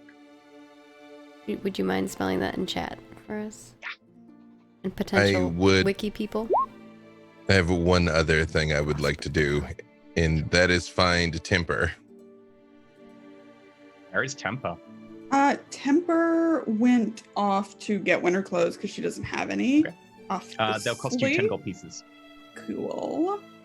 And then probably headed around the university area. Ooh. So eventually, knowing that Temper isn't there and knowing the other place you could possibly look would be where Temper's buying winter clothing because she mentioned it, and also where you met her at the university. You probably catch her coming away from the stall where you bought winter clothing near the tower.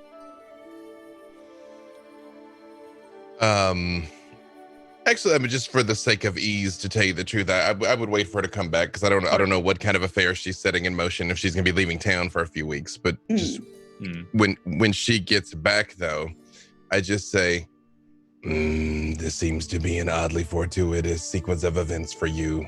Yesterday, you were a humble librarian, clearly underappreciated in your task. Now you are setting about on an adventure. Yes. And getting out of debt at the same time. When relationships are transactional, they are very clear. This is acceptable to me. I think by now you have probably detected that my companions always attempt to do the right thing.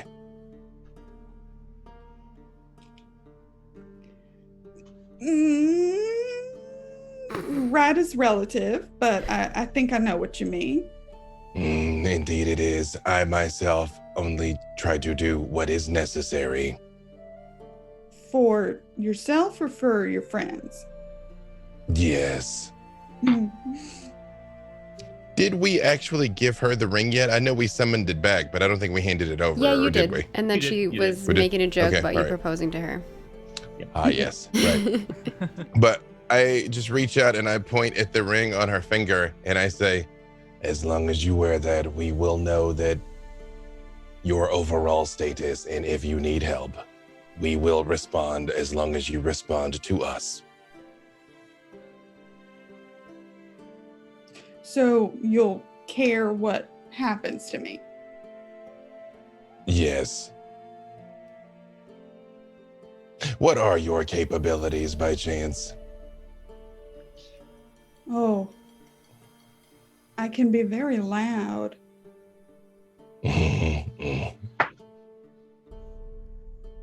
You might say I'm a screamer. I will add that to the list. And, like, clearly, you are intelligent. Should we enter into an altercation?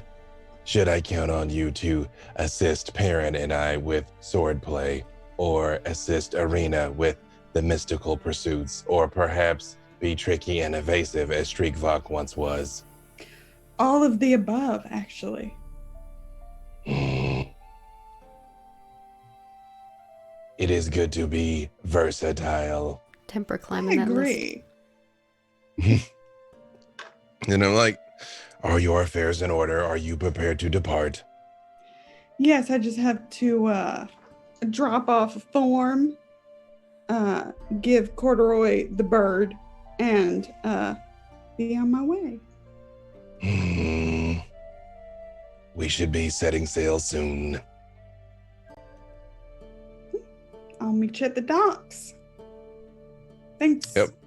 for chatting with me. Thank you for assisting us.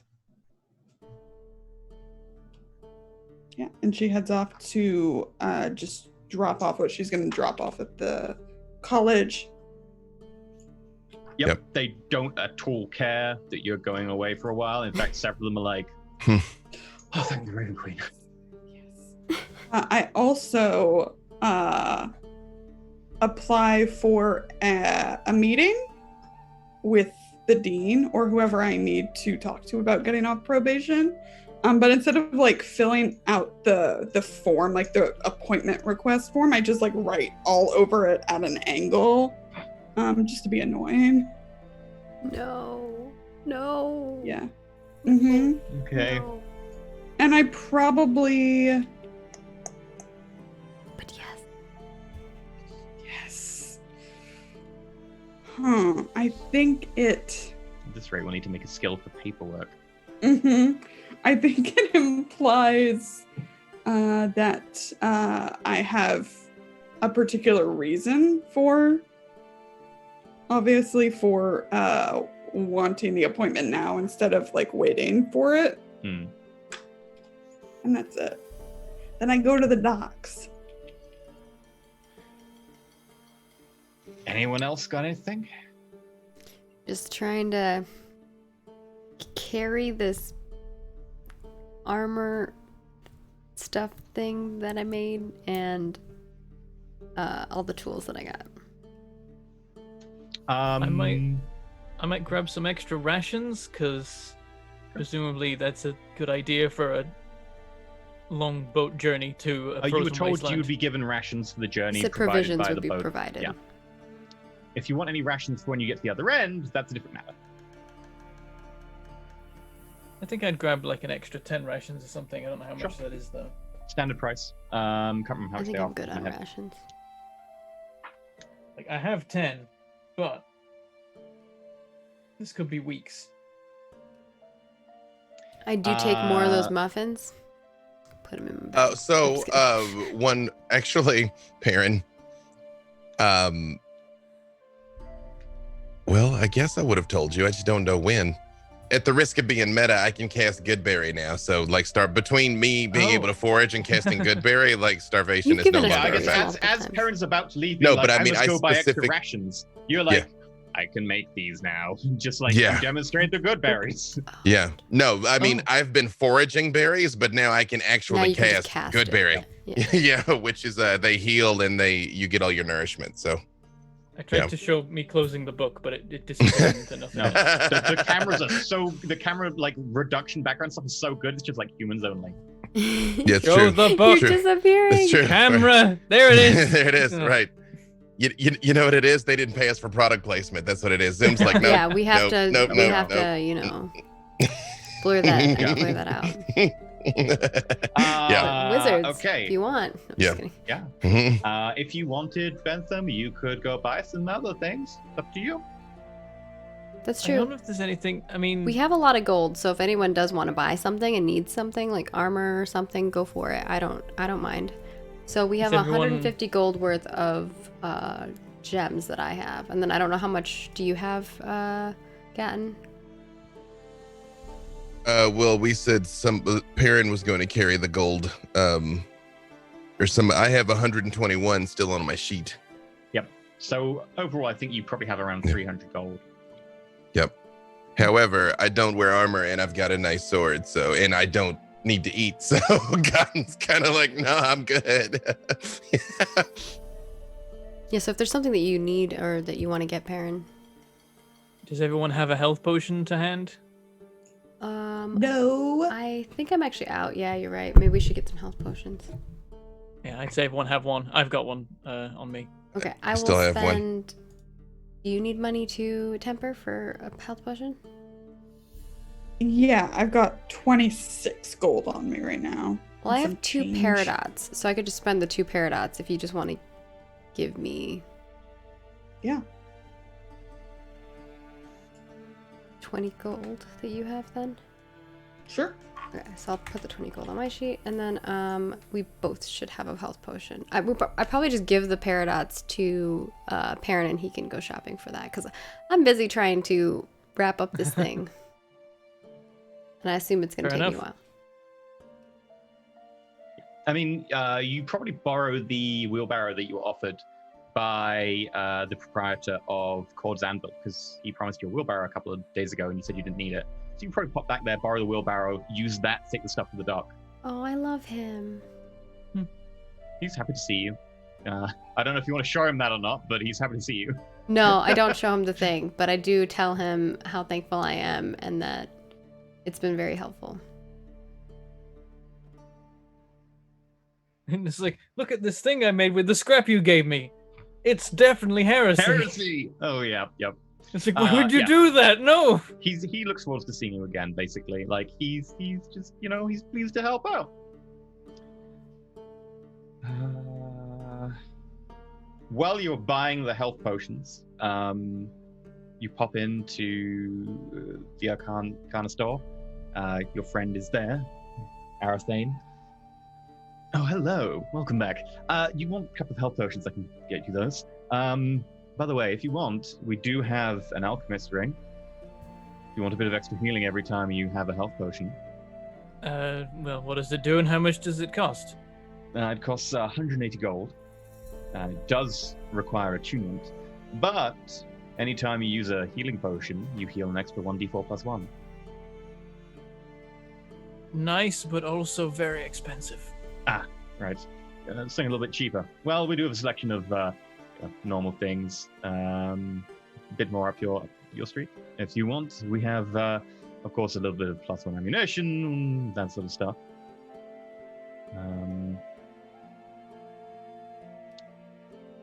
If you could afford it, we do have a few magic weapons at the cheaper end, but that's still a little bit more expensive than that, I'm afraid.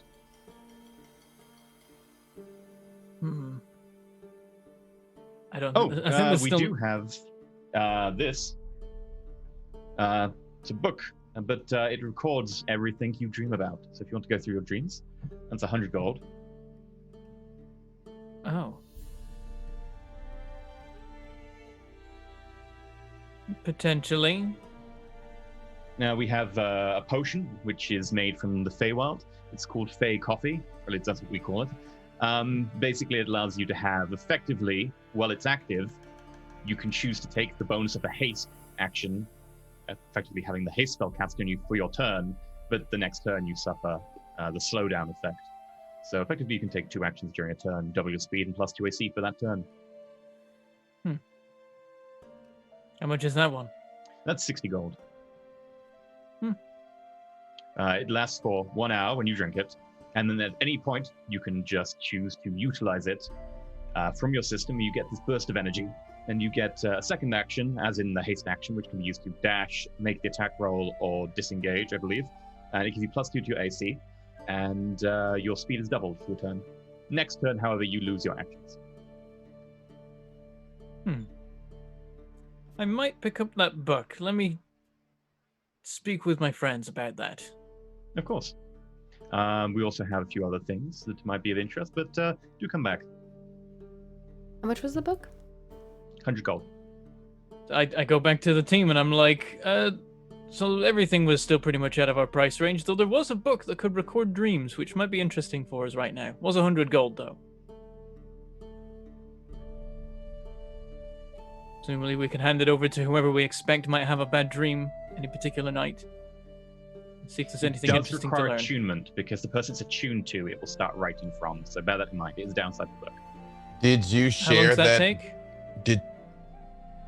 To attune to it, an hour. Oh, yeah. Did you share that bit about getting increasingly worse dreams the higher we go in the towers? I know that was said, but was that relayed? I think it can be, yeah. If there is information being transmitted about our tower experiences, it might be worth recalling them. There was I do something not have a unusual need. about- I myself do not have a need for it, but I can see the usefulness.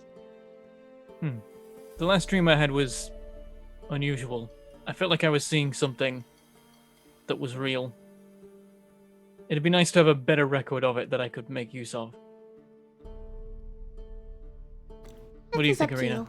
I'm always happy to learn more things and have more knowledge.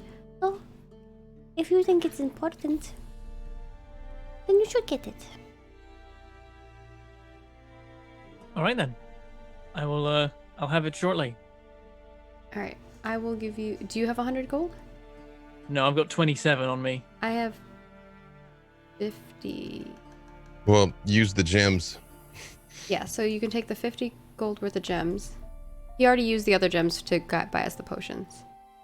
Yeah. Mm. So you've got 50 gold with the gems. If you've got 50 gold from somewhere, then you'll have 100. Yeah. I'll give you 50 of the gold that I'm carrying. All right.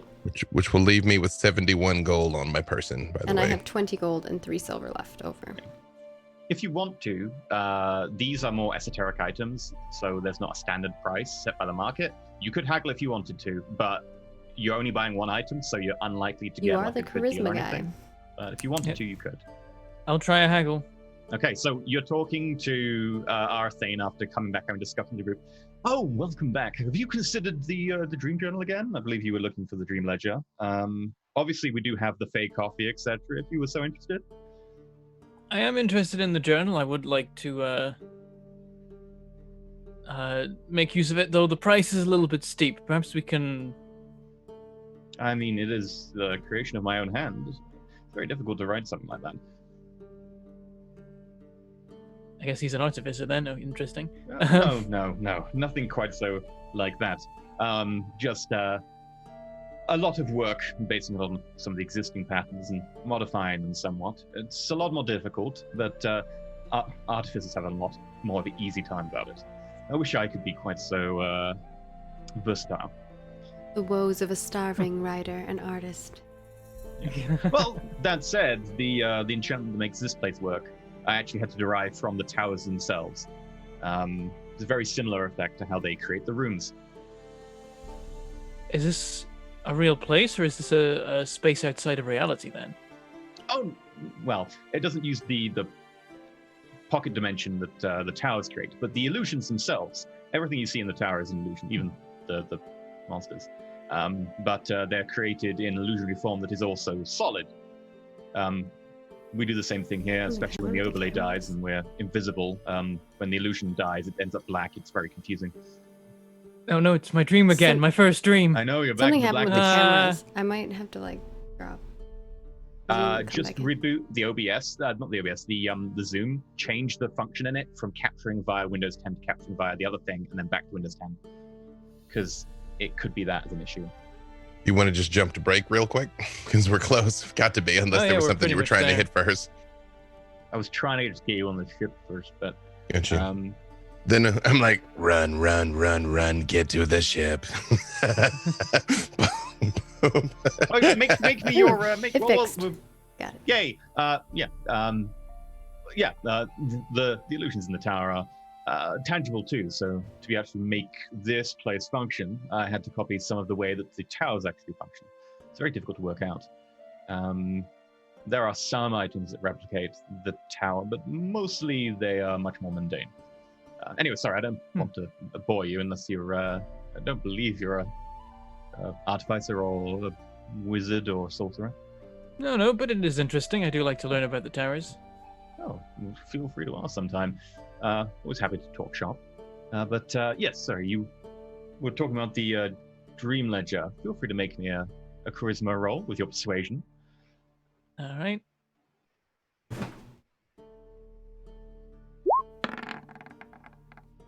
$15.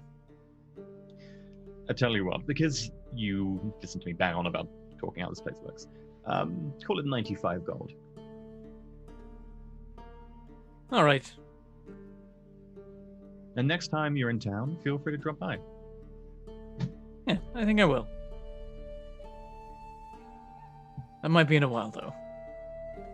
Where are you headed? A long way around the coast. Towards Keldwyn? Other direction.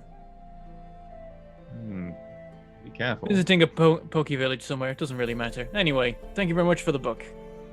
You're not going anywhere near the bright cities, are you? We'll make sure to steer clear of those. Okay, well, be cautious. It's a hostile place around there. And they have a unique take on things. I have been hearing. I think we'll be able to keep out of their way. Don't expect to see things that you see around the rest of Nisa Lane. They don't have towers, and they don't believe in using them. They get their pounds in other ways. Interesting. Be cautious. Wouldn't want to see a good customer get hurt. Well, with any luck, we'll come back and maybe have some extra gold on us to boot. Or if you find anything interesting, I'd be willing to buy it for a reasonable price. Take care. I tip of the hat. I don't have a hat, and I'll head off. Touch your chainmail like coif or something. But you head to the Akkalion. It's a pretty slim ship. It's not huge, and it does look like it's only got 3 decks, most of which is below the waterline. But as you look, there are certain panels on the side, which, while recessed and hard to see from a distance, as you get closer, very much notice that those can be pulled back to have weapons inside. This is not just a merchant ship. 2 mess, and a lot of crew moving around on deck. And as you get closer, you do see 3 figures who actually stand out from amongst the ragtag sailors, hurrying to put lines down, move crates. 2 of which are noticeable because they are made of metal. Ah. 2 figures who are either animated armor or warforged move around on deck, flanking a turtle with an eye patch and a big hat with several feathers coming out the top. And with that, we're going to go to a break.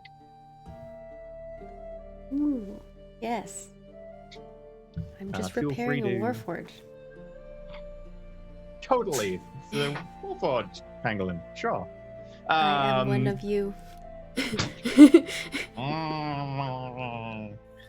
We're going to go to a short break. Feel free to enjoy some fan art and whatever, but we'll be back in a few minutes with the continuation, and we'll find out if they actually make it across the sea, and if this burgeoning ship between Gatton and Tempo can actually be a thing. All right, we'll see you in a Chips bit. on chips on chips. I am made of quality wood. And with Is that, it hardwood? I am very actually I didn't get any levels of exhaustion this time, so yeah.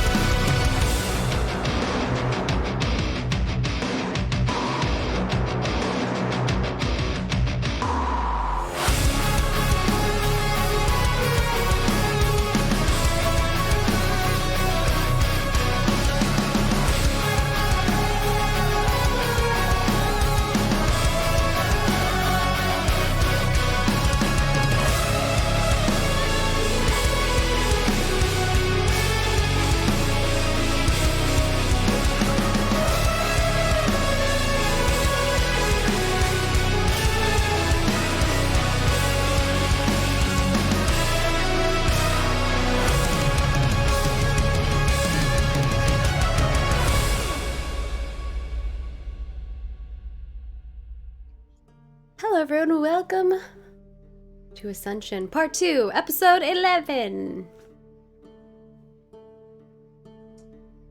No. Wait, there's 11. I did it.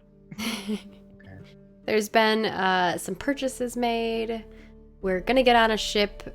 We're totally not gonna run into angry sun elves who don't want us to go near them. Totally just gonna skim on by, and then we're gonna go save a village. It's gonna be great. Also, it's a 6,000-kilometer round trip. Oh yeah, It I might can be show less the map. because it might be less because this is the top of a globe, and thus the distance will be less because we're projecting it as if it's a cylinder on the Oh, map. yeah, so maybe. it will probably be like half that, This is the map. but it's hard to tell. But we are going up in this top corner right here, like this peninsula. Did we get any idea from the Oracle of like when we needed to be back by? Nope.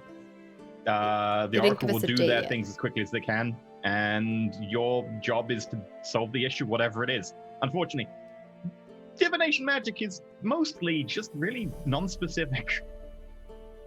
So all you know is that there is an issue, and they have no idea on time frame, but it will probably not be long. We've come to save But your it'll- village. The Oracle has said that there will be some passing that you do not want to happen. Yeah. Do you have proof of this? No, but the Oracle said it. Let us save you. It's gonna go great. We're gonna be fine. I didn't vote for him. I mean, really, it's just gonna be like, hey, we're just gonna stay in your village for a bit. We got food and money, so we'll like just live here. And at some point, we expect a bad thing to happen, and we'll try and handle it if it does. Or you could prevent the bad. We'll also try to do that. I mean, We're you gonna just be nosy weirdos from Yep. months. you just Like, described our job as adventurers. We're like part preventative, part murder hobo. And we're very just gonna nosy. be nosy weirdos for months. Where like everything that these people do, one of us is gonna be lurking nearby, listening in. Like, is this a secret plot? Is there something going on? It's like, I'm just buying milk. Go away. our new name, Nosy Weirdos. That's our group name. Yeah, there you go. Instead of Dream Guardians. It's It is probably a far more. unclaimed. It is far more accurate description of us than yeah. I was trying to remember the first Poked name our that I nose came all the up way with up to the before. top of the tower. We've definitely been sticking our nose in business we're not meant to. So, as you go Never. down to the waterfront, you are greeted with the sight of a ship in brown and reds, the Akkalion. Its name proudly displayed on the bow in like gold paint.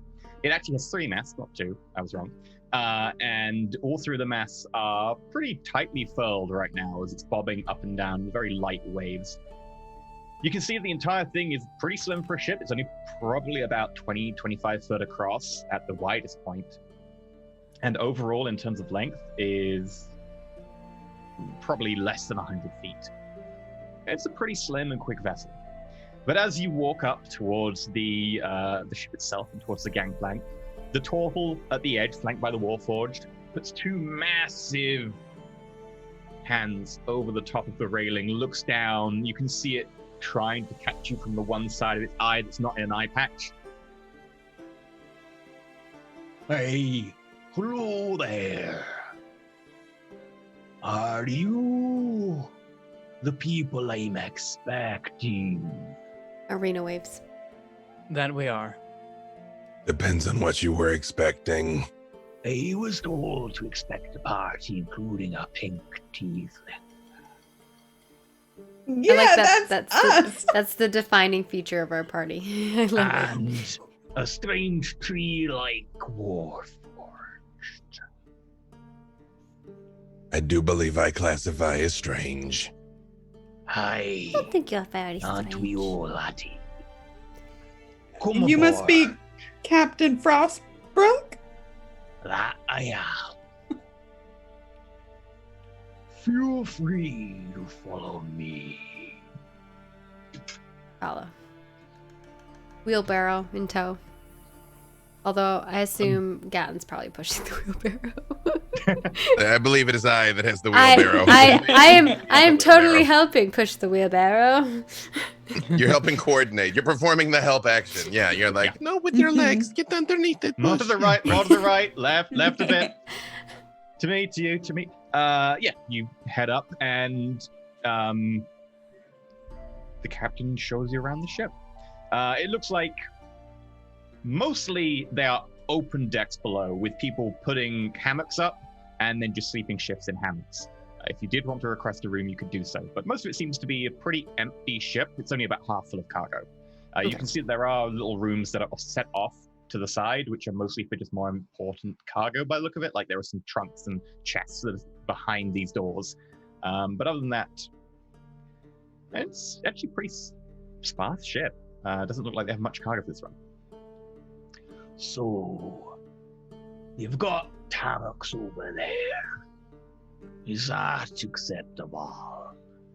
Well, don't mind sleeping in a hammock, but I was wondering if there could be a place I could work out of. I don't mind being surrounded by packages and things of that sort. Okay.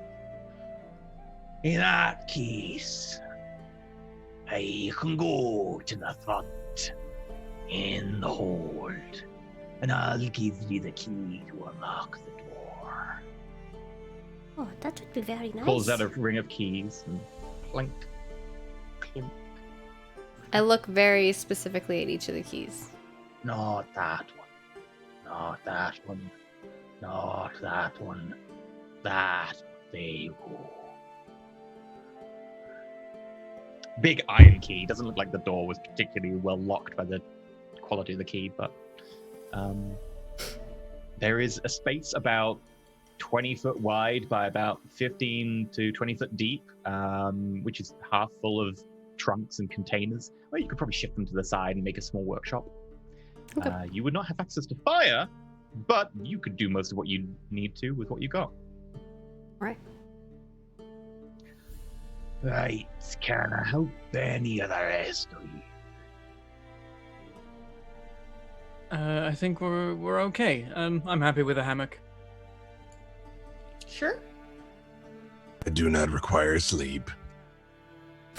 Of course you don't. Well, I'm afraid if you want separated gender sleeping areas, we will have to set some aside. Or are you okay sleeping co-ed? I would like to be near wherever Armina is so that I might keep an eye on her. What about you, my lovely tiefling friend? I'll be fine wherever. Looks over at Perrin. And Wherever. you? Very well. I can go in the hold with the rest of the crew, if that's okay. Right. What are all your names? Esgaten Yarsay, but you may refer to me as Gaten. Okay. Esgaten Yarsay. Marina holds Good out her name. hand. Oh, that's a cute little hand you got there. She grabs like one of his fingers, probably. This total, like, probably triple your width and also like 3 times your height. Just grabs your hand, shakes I it get very like delicately. around his, just like I assume just like the nail part of his. Like the nail, yeah. Yeah. Just like, Pleased to meet you. Oh, read a Right. cocktail. Oh. That's what is no name from not from around here. No, I'm not. Oh. But I'm very excited to go on an adventure. Oh, is this your first time entering? It is my first time going through this passage. Oh, we've got to be careful. Have you been in a tower many times? She just nods. How many? It will be important if it comes to a fight. We've all been in 3. 3 towers or in 3 times? 3 times. Right. Okay. What about you? Well, I've been in 3 times myself. Oh. Which towers did you go in?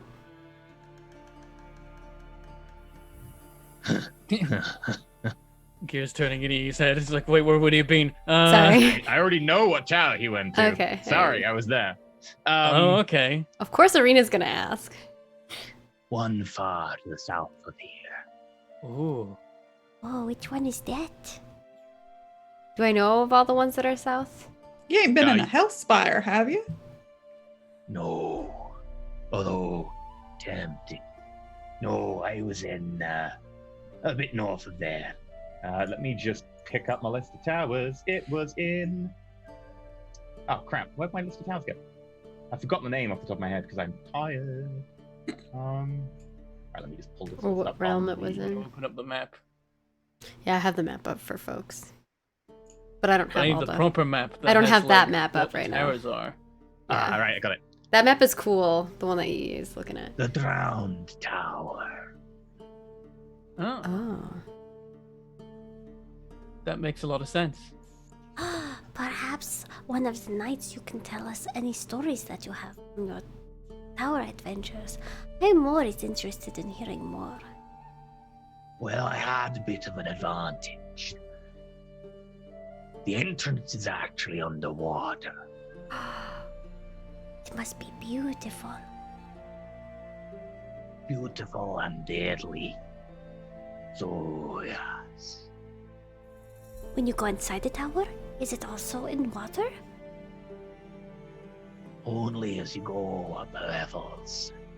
But it is definitely advisable to have a way of breathing underwater. I would assume so as well. Umberlee is definitely she's got the name for a reason. I'm very excited to May she, hear of more. course, bless this voyage. Arena nods, and then she's like, I'm excited to hear more about your adventures then. If you recall them. I recall some, but until a few years ago, I was more of a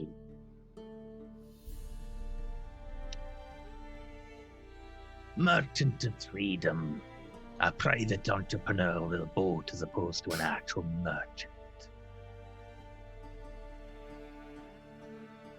Well, we'll have 3,000 kilometers for the telling of tales anyway. Perhaps we can Luckily- share our merchant stories. See, my family owns the best shop in our entire town. And it's one that everyone can see from far, far away because it is in a giant tree. It is the most beautiful tree as well. it's really not beautiful. It's like dead tree. I found the tree beautiful. Right. I was saying that out of character. She didn't actually say the... Not exactly that kind of merchant. Oh, are you a fish merchant as well? A merchant of whatever I find on the sea. Well, maybe you find something very pretty. I do like pretty things. Yes, definitely that kind of merchant. Anyway, we must be setting sail as the tide goes out. Of course. Also, Perrin Velderel. And I extend a hand. What was that last name again? Velderel?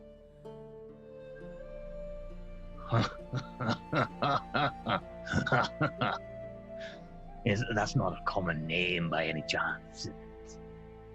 I suppose it's not particularly common.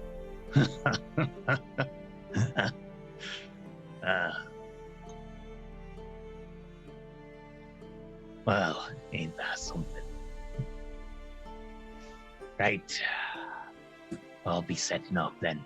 If you want to go and dump your provisions down below. Turns around and walks back towards his crew. I get holds up the that key. landlubber sorted out. And Arena look at the holds- others like, oh. what was that about? Perhaps something we can ask him more about. Maybe he knows your family. Yeah, but I suppose he must. What's Perrin's You- last name again? Belderell. I'll paste it.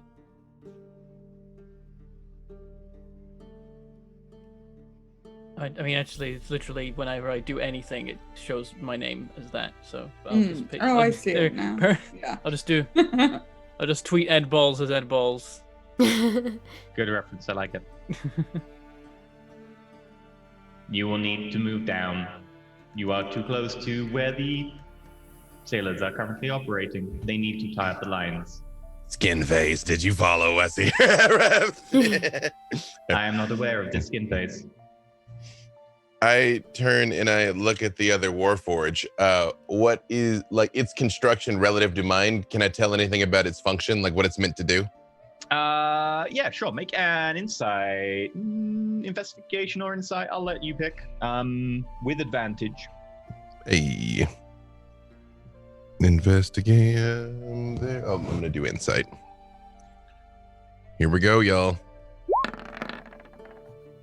Natural 20, 23. There we go. Nice. Ooh. I'm like, if there's one thing I know is my people. So this Warforged and the other Warforged are very similar. In fact, so much so that it looks like other than small repairs here and there, they were probably the same batch, not custom made or anything. They are made of sleek metal in a humanoid, almost human shape, but no ears or anything. The eyes are like a kind of greenish tint with prominent brow ridge and very kind of like curved facial structure and then into the jaw. Underneath the like more polished gunmetal chrome areas, you can see there's a sort of darker metal that seems to be almost like a brass or bronze or something. And as they move around quite lightly. You probably suspect that they were probably even not military with your knowledge.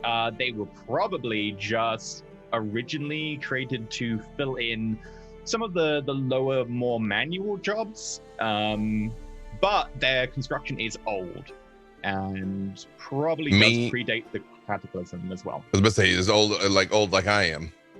Yeah. Do they look weathered? Like, is there any kind of like ocean salt having like worn them or anything? Like they've been at this a while? Very Or? minorly, but not much at all. You do know that a fair few of the Warforged who do shop around the world are Warforged who were sealed away or lost a long time ago. And a lot of the Warforged who didn't have sentience at the time did eventually gain sentience, having been sealed away for so long with just themselves. Several of them did go mad because of that, but the ones I who do not didn't know go what you're mad- referring to. Exactly. But those who didn't go mad did just gain sentience over time. Some of them were created with sentience. You were created with sentience, but a lot of the lower models who were just meant to fill in eventually just gained sentience and a soul, whereas they were initially given like a fraction of a soul as part of the creation. Roughly physically, what size are they? Medium. Okay. I mean, Both like they're very- normal people-y size, like very, Gotham's very big. humanoid. I mean, okay, Very, all right. like they probably like half elf sort of size and build. Not quite human. They're a bit too slim, a little bit too tall. Protocol constructs. I say to it in Celestial, what is your designation, friend? I'm sorry, I don't understand that language. Unfortunate. I switched to common. What is your designation, friend? My designation? Your name. I have not decided. I've been deciding for over 27 years. In the meantime, how do I differentiate between referring to you and referring to that one? I am Port. Is That's that one starboard. stern? Ah, starboard. Nah, ha, ha, ha, ha, ha. And I just pushed the wheelbarrow wherever they were directing us to go. Okay. Well, we're And with going that- up to the front, not to the right, like to where the key, where the room is with the key. As you go into the hold, you go down a couple of levels, you move through a number of boxes, and you do unlock the door, big clank, pull it open. There is a bar on the inside as well, so it can be used as a way to like block off and defend yourself if there's, say, a mutant or something. I thought you meant bar. like you're like, there's Like a a place to drinking Oh yeah, turn there's a place up. just serving Yeah, right. alcohol on board. Yeah, right. There's a 'Cause that- pool in back, and like they've got like bridge games every Thursday. Perfect. It's like a cruise ship. Is there live music too? I mean, when you play it, there is. That's true. But with that, as you deposit your equipment and return the wheelbarrow, you set off. And it will be a long journey. So what do you want to do? Montage. Mecha Pietro montage. Okay. Montage. Make me a Tinker's Toll roll. Okay. Was like Godden spends basically all of his time looking at the ocean and like watching, like keeping an eye for like dolphins swimming and birds flying, like just looking at all that. 24, sir. So, okay, that's 24. You want to look at the ocean, Perrin, and Temper. What do you two want to do? Perrin would spend more time trying to puzzle through the artificer situation. Okay. And at some point, he's also going to talk to the captain. Be like, yo, why are you laughing at my name? Is That it makes just sense. funny? I hope that's what it is. Temper, do you want to do anything? I think not in particular. She's probably just enjoying the journey by sea. I don't know, finding someone to spar with or something. Okay. Do you want to pick one of the party? Yeah. I'll spar with you. Just kidding. If one of them wants to, if me and Gatton are, up on the deck, then probably Gatton. I mean, Gatton doesn't have a level of exhaustion, so Gatton's definitely up. That is true. Mhm. So we'll go through in a random order, which is totally not determined by how long these things will take. For instance, we'll answer the door to begin with. We'll drink invisible drink. Right, okay, first things first. Gatton, a couple of days later, as you're halfway into your partway into your voyage, you're looking out to sea. It's pretty boring at the moment. It's flat, and cold. There's a little bit of a very mild wind coming in off the sea. You can vaguely see Niceline off to your port side as you're traveling on the coast. But both of the Warforged slowly walk up to you. How did you decide on your name? I do not recall a time when I was not referred to by this designation.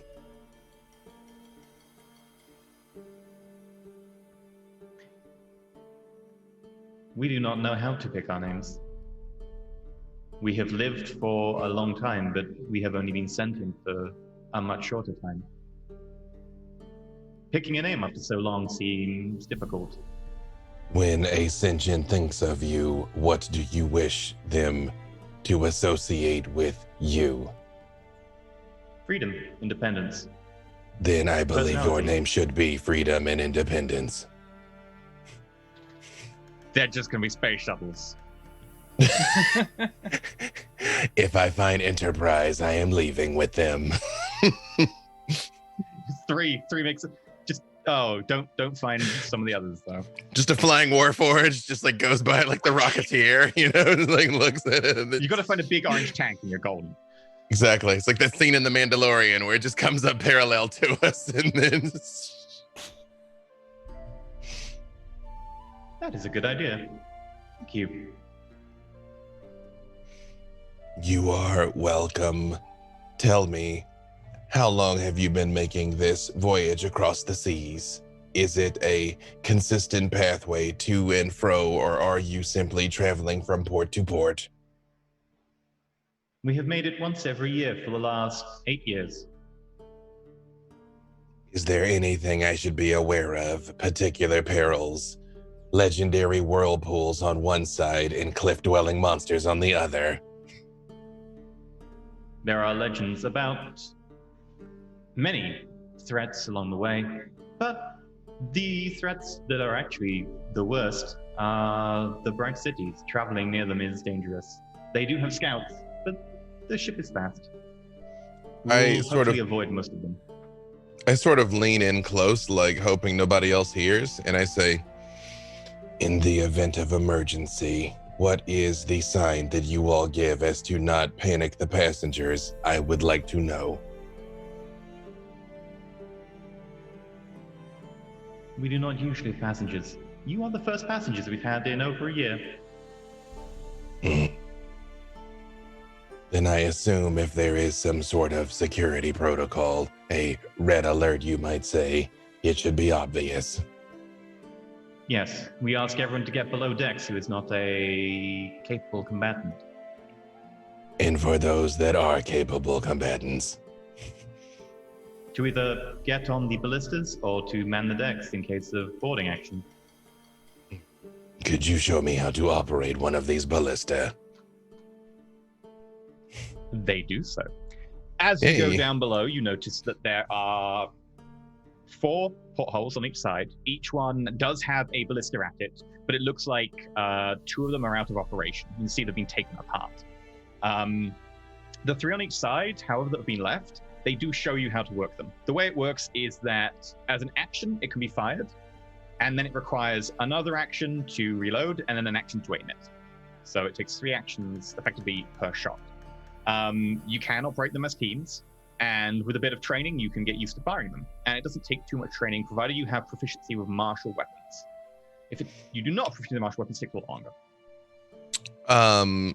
I don't try and shoot one because I figure they probably only have so many ballista bolts, but I do point at the ones that have taken apart. I'm like, are those broken or simply being serviced? They are broken. We did not have the money to hire someone to repair them. My friend Irina might be able to assist in their repair. She is quite handy with a tinkerer's tool. Thank you. Do you want to ask Irina or? Thank you, Freedom. I will ask Irina myself. I show them my red plate on my arm, like kind of where she'd repaired a missing piece. You know? Yeah, like she was instrumental in my reactivation. They look at each other quizzically. She is not afraid of you. No, she is my dearest friend. She understands what I am capable of. And my eyes turn red, and I'm like, but she does not judge me for it. Thank you. We must go meet this Irina. Indeed. Yeah, I just continue. I continue checking out the ballista, like trying to like. know how they work. There is up at the door. It sounds more like the door is locked. She's like, He said you got in. You did not use the secret door knock. it is freedom and independence. Oh, I did not know your names. She runs over to the door, unlocks Hey, it, and peeks out. And Hello then there, gnome. slides in and then closes the door and stands in front of the door. She's not gonna let them in. You need to get something out of the room? Are you not scared of us? No, why would I be scared of you? You hurt me? Can you repair things? It depends on the thing. There are some things that I have broken even worse. But it's okay. Most of the time I fix things. Or I make them into something else. 2 of the ship's ballistas are broken and in need of repair. Captain Yassi said you could help with this. Oh. Well, I could probably help with that. Are you sure? They would need a tinker of some skill. Well, let me see what it is. She locks the door and follows them. A quick diagnosis. It looks like a few of the cogs have been damaged and some of the teeth stripped off them. One of them was probably held loaded for way too long and it's just a little bit warped. The frame's bent. The other one looks like it was dry fired and then one of the bolts was put in afterwards, and because the band and the bracing had bent, when it dry fired, the bolt went sideways and then bent and broke a few things. Can I You use could my fix them. Tinker's tools to try to Yep. fix it? It will take a day per one you want to repair, though. And if you roll well, it could be faster. If you roll poorly, it would take another day. I feel like she's doing pretty good on the mecha Pietro. Like she's pretty you've head, so basically got she all feels... of the internals done. You just got to get the plating on. So she's like, you know what? I can dedicate a couple days to this. And also, the guy didn't charge me for the extra room, the workshop room, and he gave me a key. So she feels like she's a good person. So she's gonna just do it. Also, these Warforged are adorable, and their names are Freedom and Independence. How could she not? All right. So 2 We're just rolls, going to paint and that them would be like red, that'd white, be and blue now. 2 days. 2 rolls. Yeah, you'll need to roll twice. 19. Fixed. First day. Quite quickly. It takes you probably just over half a day. Ooh, 7. Second one, it's going to take at least another 2 to 3 days. You won't need to roll again because you didn't roll low enough to break it, but like it will just take Close 4 enough. days. All right. Okay. So with that, they are very impressed. Captain Frostbook probably sends you a bottle of quite fine mead one night. Thank you for that. If we get attacked, that will help. Oh, it Here is you my go. pleasure. It's actually very interesting to fix. I have never worked on something like that. Right. Well, The your other one skills was would a be little bit very harder. You useful. should be careful when you're firing. Sadly, most of my crew left when I changed lines of work. Hmm. Most of them are mere civilians and haven't been in the tower and are unable to really use them effectively. Maybe you should put up a sign. Try to get new people to come work for you. The new job doesn't pay as well as the old one. I see. You'll share the wine or the mead with everybody else. Oh, thank you. Perrin, during the small impromptu party that is put on, you could easily talk to Captain Frostbrook about your last name. Then I will at a time when he doesn't seem to be busy with anything and all is going smoothly. I'll wander up and be like, Captain. Ah, Perrin. Velderel. How can I help you? Yep, that's me. I was wondering, you seem to recognize my name. Have you met someone from my family before? Or heard of someone from my family?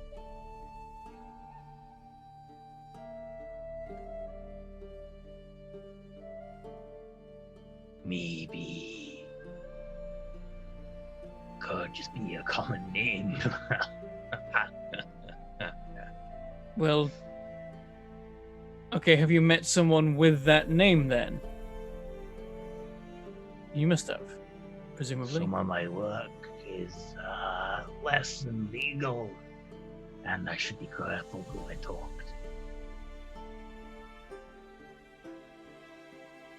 to. Right. Well, and my guess is that you were a pirate and you're maybe still a smuggler. So Suddenly he goes very quiet and his eyes just dart around the room. I know. Roll initiative. Awesome. Cool. Great. Awesome. we've already been through it once. The Who told you the last one we were friends with. It was pretty like, obvious when he's had like, yeah. I The deal in last- other the dealings. Last person we met in our group had a family fishing business, quotation marks. Right. We're getting the hang of this now. No one's doing everything completely legally.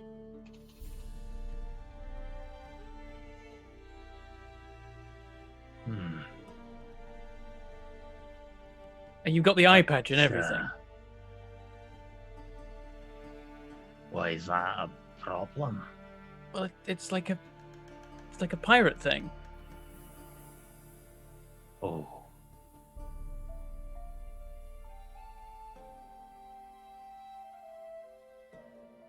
Anyway, you said you met a Velderel, or you'd heard of one. A man.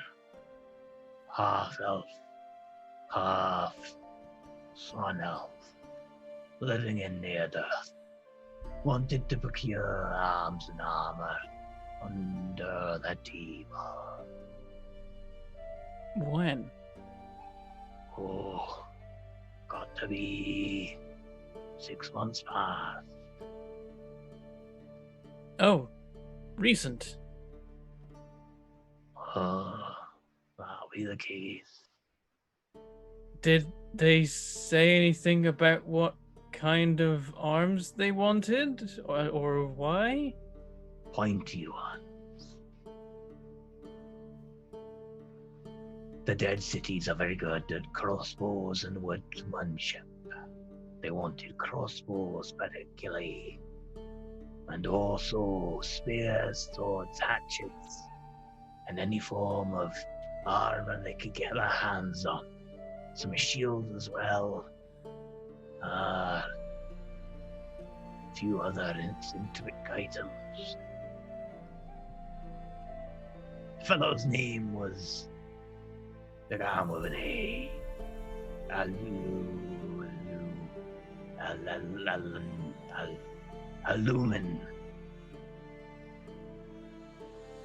Illuminfelder.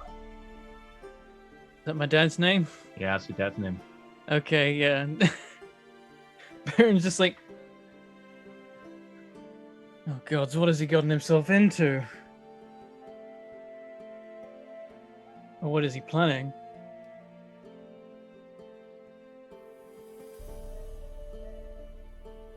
Well, now I wish I was on anything other than a boat heading north. Right. Not seen your family in a while, have you? It's been a little while. Probably should have sent them a letter. Though probably wouldn't have said in it, don't plot a revolution. I wouldn't have thought to mention it. A lot of people plotting a lot of things. Not Well, let's hope many his plot plans are them for moving. long. Let's hope his plans are moving slowly.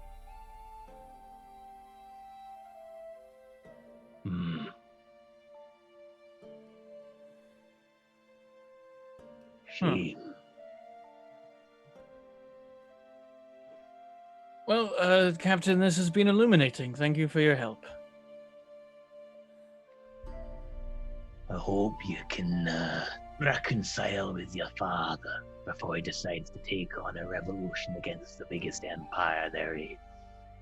I don't think we were quite in need of reconciliation, but then it sounds like our You haven't plans have spoken in diverged how somewhat. long? I might have sent letters in like the time, I'm not sure. Right, but actually spoken. I was out of character. Yeah, you probably paused in character though. When was the last time you met? When you visited them? There are blocks in the way. Well, if you ever want to sail under the blocks, You know where to find a willing captain for the price. I was expecting that at some point I'd be heading down to Near Earth. Maybe now it's a little bit sooner than I expected. Turns out there's a factor of time. Aye. Don't leave it too late. You'll always regret the steps you don't take. Well, I've got the entire journey, my time in that village, and the journey back to work out a letter to send. Have you ever considered just getting one of these sending stone services? Do you have one on board? Unfortunately, no. Had to pawn it. Well, for now, I've got no way of sending a letter back. Can always get I one guess- sent via stone. Just visit one of the sending offices. Here's a good question. Did you fulfill the order? I tried to. When we got to the dock, our contact wasn't there, and there was a patrol of Lemurian soldiers. So the order went through the trapdoor into the water, which is a big waste of that much arms and armor, hence pawning the stone.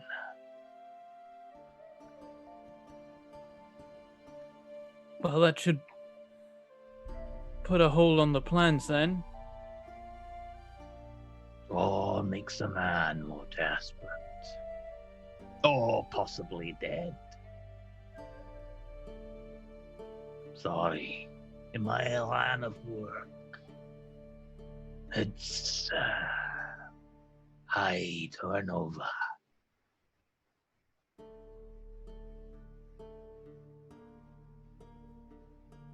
Well, I guess we'll find out when we get back. Nothing we can do about it now.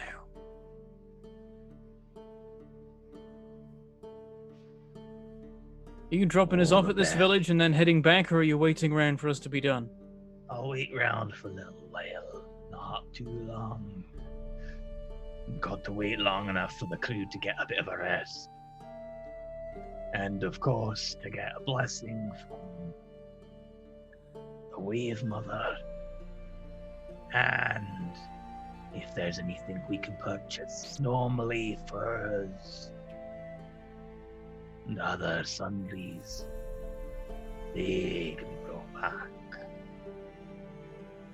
Well, if at any point you're going to leave without me, don't leave without a letter by me. I'll try and find you and let you know if we're gonna be leaving. All right, I appreciate it. Thanks for the help. Of course. What's the fella got who's living on the edge of the nose around him?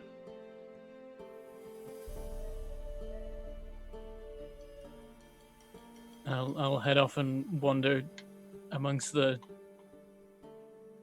people celebrating. Arena. Working on the blizzard put you a few days behind. So it's getting finished. Your project is very, very close to completion. However, it's going to take a few more days. Makes sense. However, if Temper wanted to spar with someone, a good week, maybe 10 days goes by before you manage to catch. Was it Gatton you wanted to spar with? Sure.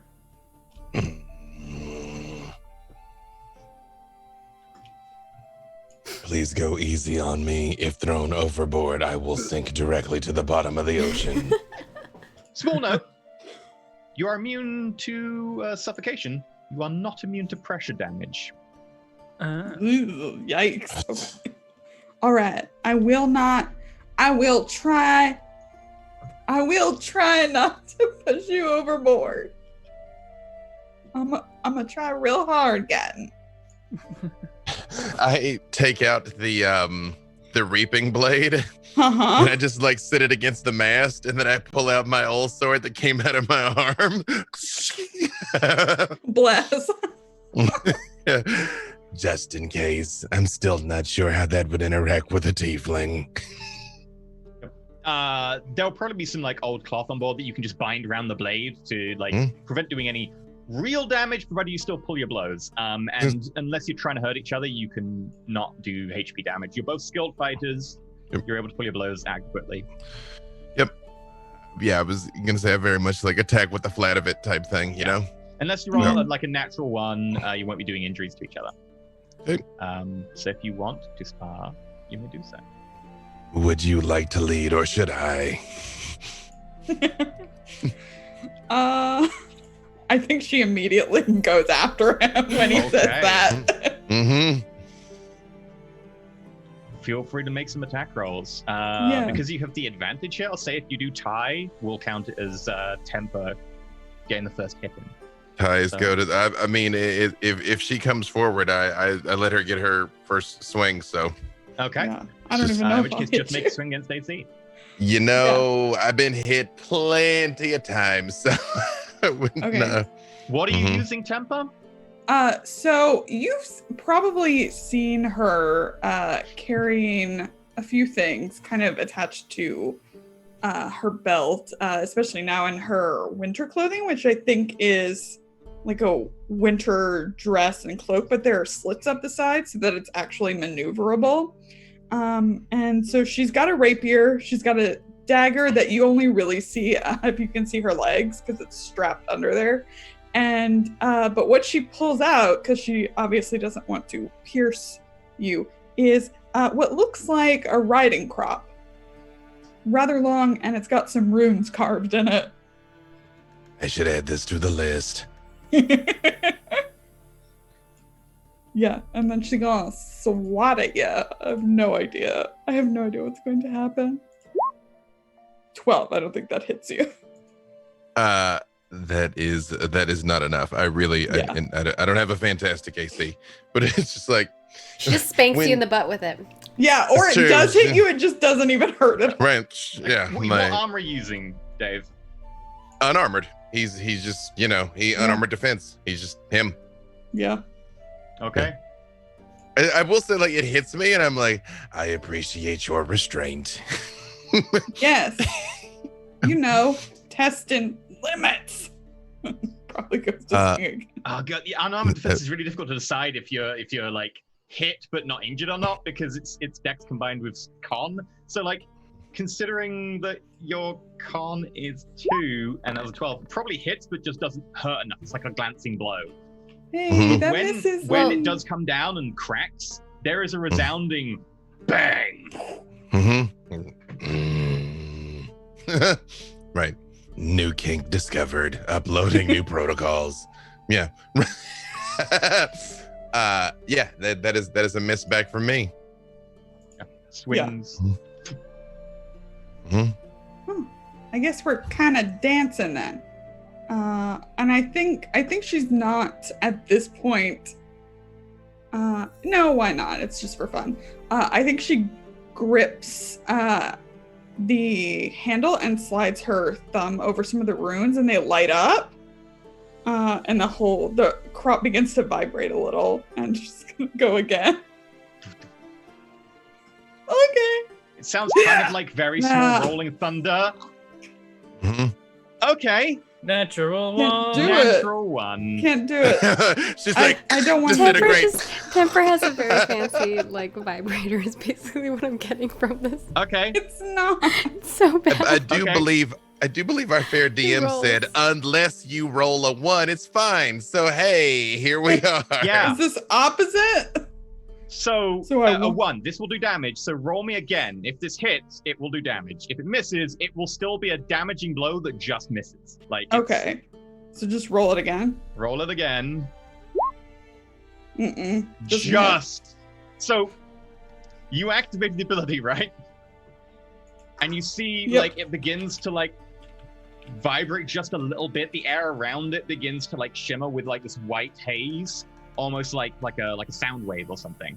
and you can hear kind of like a rolling of thunder in the distance. And as she swings with it, you kind of step off to the side, unexpected to like the swing would be quite so fast. She comes in a bit too hard, couldn't pull the blow, but luckily you just step next to the mast and it smacks into the mast, and there is a resounding bang, like a thunderbolt landing somewhere nearby, and rolling bang of sound that just bursts out, almost painful to hear, as there is a wave of pressure sent out by this hit. The mast actually, like, fragments of like wood explode off the side of it. It's not overly damaged, but shrapnel does explode around you. And everyone on board just kind of looks over like, what the hell?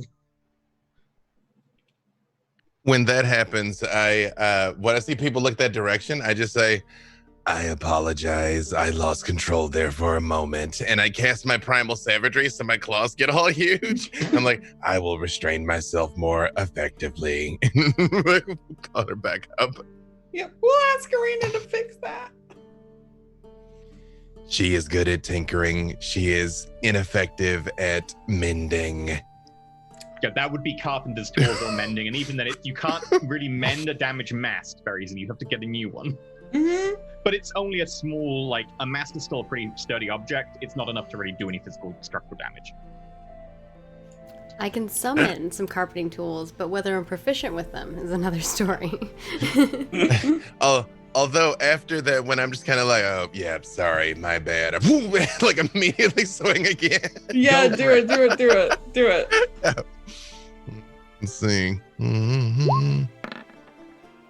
15, does that hit? It does, but I'm going to cutting words.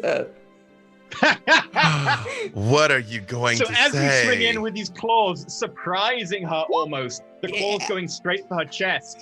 What do you say to cutting words this, Temper? Oh, those are a bit more soft than I thought they'd be. Please stop. As they kind of just bend a little bit and like they skim off the side without really digging in. As you kind of feel this wave of just like failure overcome you. You're like, I thought that this must happen to every Warforged at some point. This is what Perrin must feel like all the time. Shots fired. I'm like, apparently I too have cutting words. It hurts. It's needing resistance to fire damage at this stage. This party's Jeez. Okay, then I think her eyes start to glow, and Gat needs to make a wisdom saving throw. Okay, what are you using? Print it in chat, everyone. I think this works because I'm pretty sure Warforged are humanoid. Yeah. Are you using hold person? Uh-huh. Nope. Okay. Gatton, as you step back from that, going to take another swing with the claws, you freeze in place. That is effectively her turn, though. So it's your turn. You may make a wisdom saving throw at the end of your turn. Yeah, to see if I get loose or if I get hit, right? And let's see. Right. Yeah, that'll make it. However, as you kind of see her coming in with the whip, you just about fall out of it. You feel that psychic hold she had on you just break as you push through. Impressive. Thank you. Yep. But I guess you still get to swing at me, though, because I did my whole turn to get out of it. So, yeah. Okay. Let me hit. Yeah! Oh! Yeah! Yes! Natural 20! Yes! Okay. Finally! So, with this, as you break out, you're just a little bit too slow. As the riding crop comes in, you manage to throw yourself to the side. It's not like full on, but she follows you down and just directly in the middle of the chest. And there is a bang as it hits you as you are knocked backwards a fair bit. Although she did pull a little bit of the blow, it's a pretty stinging impact. Yeah. I hope Pietro wasn't in there. No. No, Pietro's with me because I need him to be you're able to- measuring Pietro right now. Like, Yeah. How many points does it do? I realize we're we're it's- non-lethal, but yeah. It's non-lethal, so it won't do any damage. It's just strikes. But you need to make a strength saving throw. Oh, what are you using? Are you using? Well, the smite is still on it because I didn't Oh, because you didn't hit right. anything. Yeah. Yeah, so that will make it so you are pushed 10 feet back, but I think there's plenty of room around us. Yeah, as you hit, there is a loud bang, and you slide backwards, your feet just digging into the ground a little bit as you go back and hit the railing at the side of the boat. Looking over the side, you can see the water behind you as you just about hold on. You see, Cotton looks at you and says, activating predator protocols, and lunges forward and turns into a giant green and brown wolf. It's fast. It takes like half a second. Gatton just leaps forwards. The arms just come down, and by the time they touch the ground, they're already paused. You can see the hair just sprouts out. It's still a little bit patchy, and you see the eyes are green. One of them's slightly brighter than the other as it's trying to sort of match a wolf color, but kind of failing. The actual hide itself is almost bark-like in coloration, and this wolf is down. It's like snarl for a second, and I just go, and turn and then like lay down to the side like I'm beaten. Oh, okay. Yep. And I will. And just like the paw just like taps 3 times on the deck. Meanwhile, I think a group of sailors around you are like, just began watching, and they're just, one of them turns to the other, pays him some money. Yeah! Always thought Pink Tiefling could be what the hell? I think he's a wolf. All right, yeah, that one.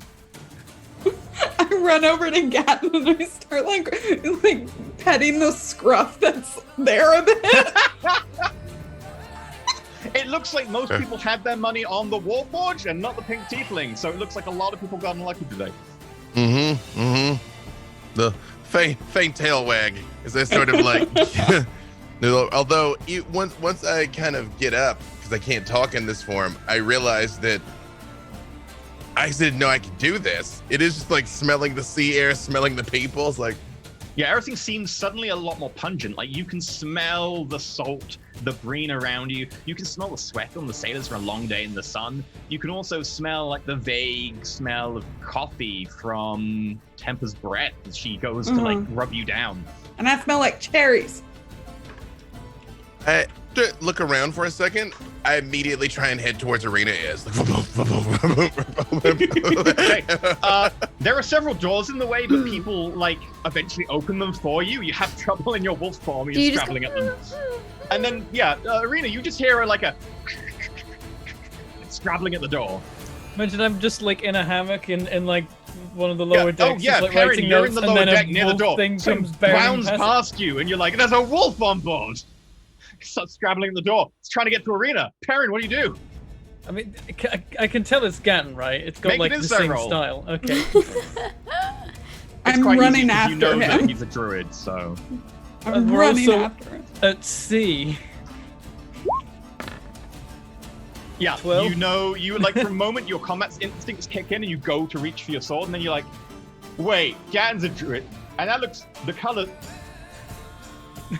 Right. Arena. She's just like, Freedom? Independence is that you? she like unlocks the door and peeks out, and she's like, Oh, I didn't know we had a wolf on board. Giant tongue. Well, for you. just Oh, tongue you're very grab. friendly. Oh, sorry. She You can scratches. turn into a wolf or a dire wolf. Oh, dire wolf. Okay, it's a huge tongue. The tongue is the size of you. The tongue knocks you backwards, like still getting used to the momentum carried by the form. This dire wolf is bigger than a horse. It's slightly bigger than a horse. she It tries just to about like fits. close the door, and she's like, Oh my goodness.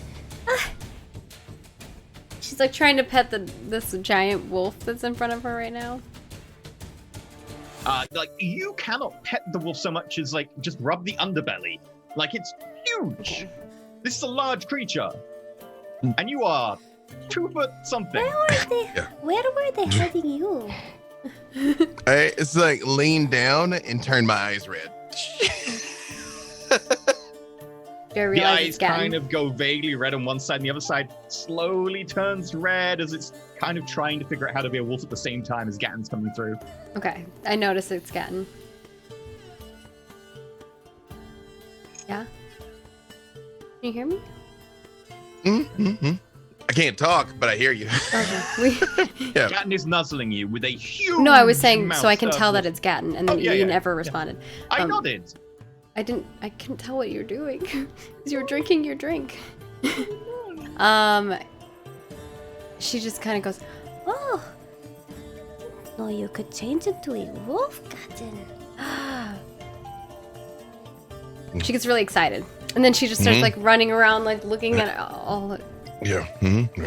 And then she like picks up his paw. It's probably bigger than her. She's like, Probably about the size of your torso. Mm-hmm. These are some And- big claws. And then, like, after a second, I just, like, turn and just bound off again. Like, I go, actually, this time, as I'm sniffing around the ship, I try to figure out where the smuggling compartments are. I don't just, like, completely give it away like Scooby-Doo style. But as I'm, like, running by, I'm like, oh, that smells weird over there. Make me a perception check as the direwolf.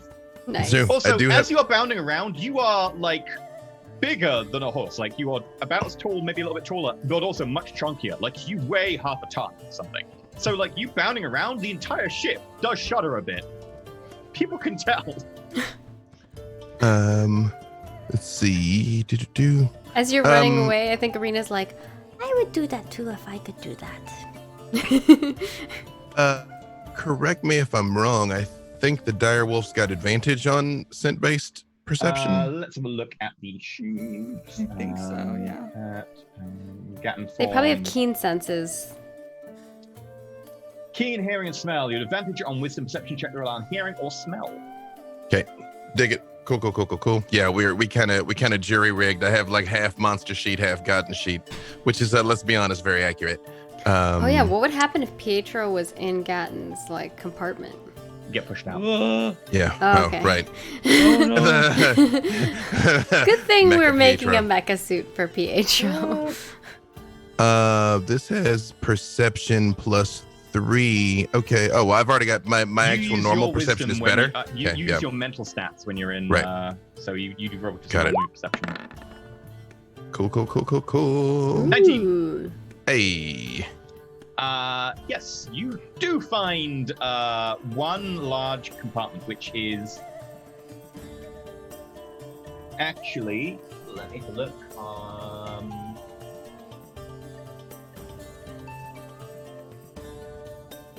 It's just in front of Arena's door, off to the side, under a couple of crates. There's a section of floorboards there that, while they look like they just are part of the actual fabric of the ship itself, you could actually probably just about shift them to the side and then up, and there would be a huge compartment there. You can't really get in there as a Yeah. wolf.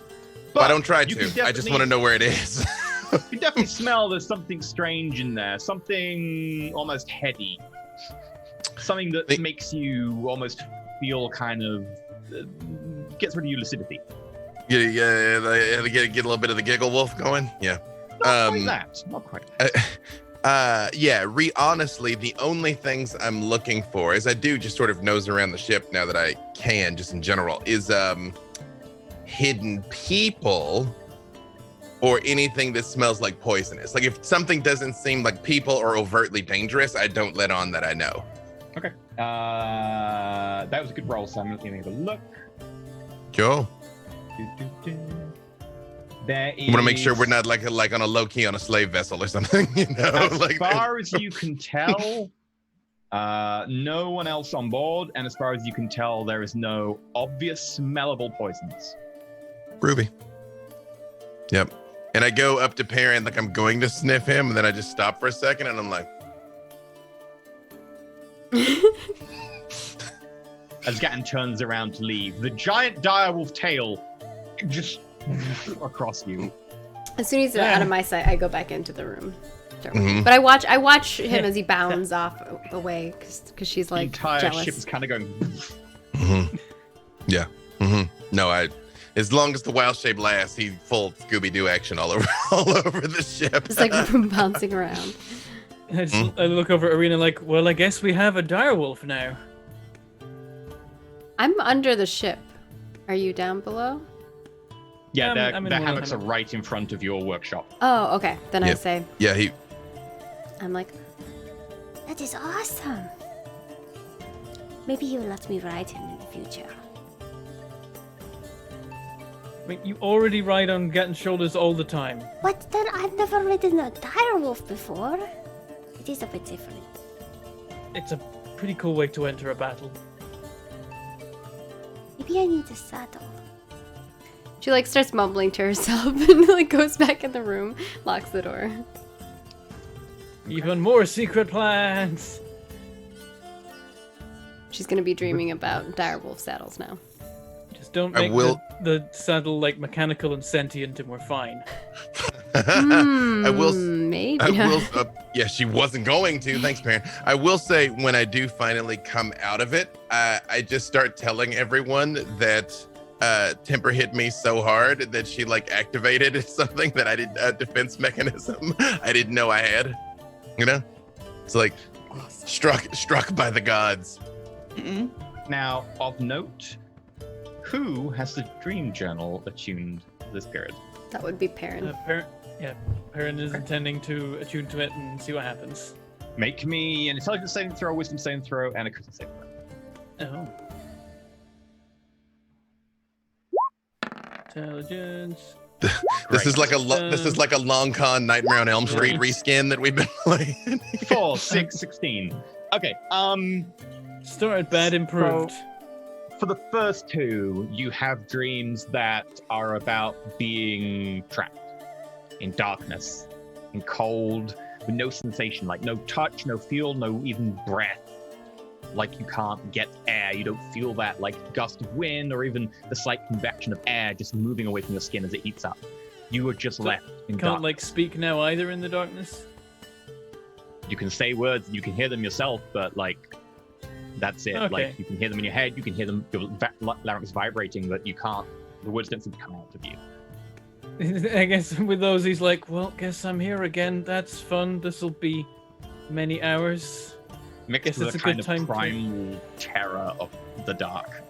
The Okay. second dream, again, is somewhat similar, although this time it seems to be intertwined with images of shapes that seem inhuman, things that seem beyond anything you've noticed before, things that are impossible, things with many limbs, many eyes, things that are double jointed in ways that are so inhuman, so impossible humanoid shapes that just don't make sense.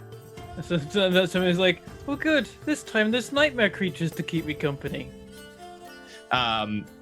Both of these are written out in the dream journal. The first one is pretty short because it just, as it gets to the end of describing the scene, it just says, time passes. More time passes. Time passes. Does it Perrin begins record to what get I afraid. say while Time I'm in passes. that form? That your dream has a montage. If you, what do you say?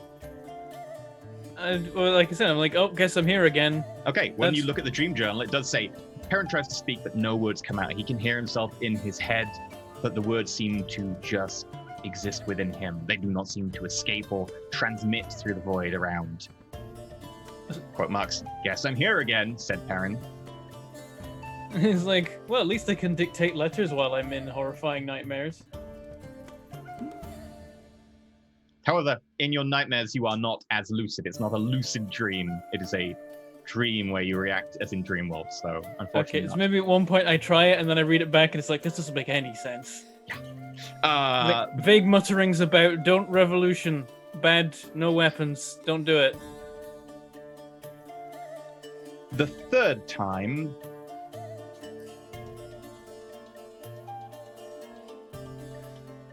you see. Ooh.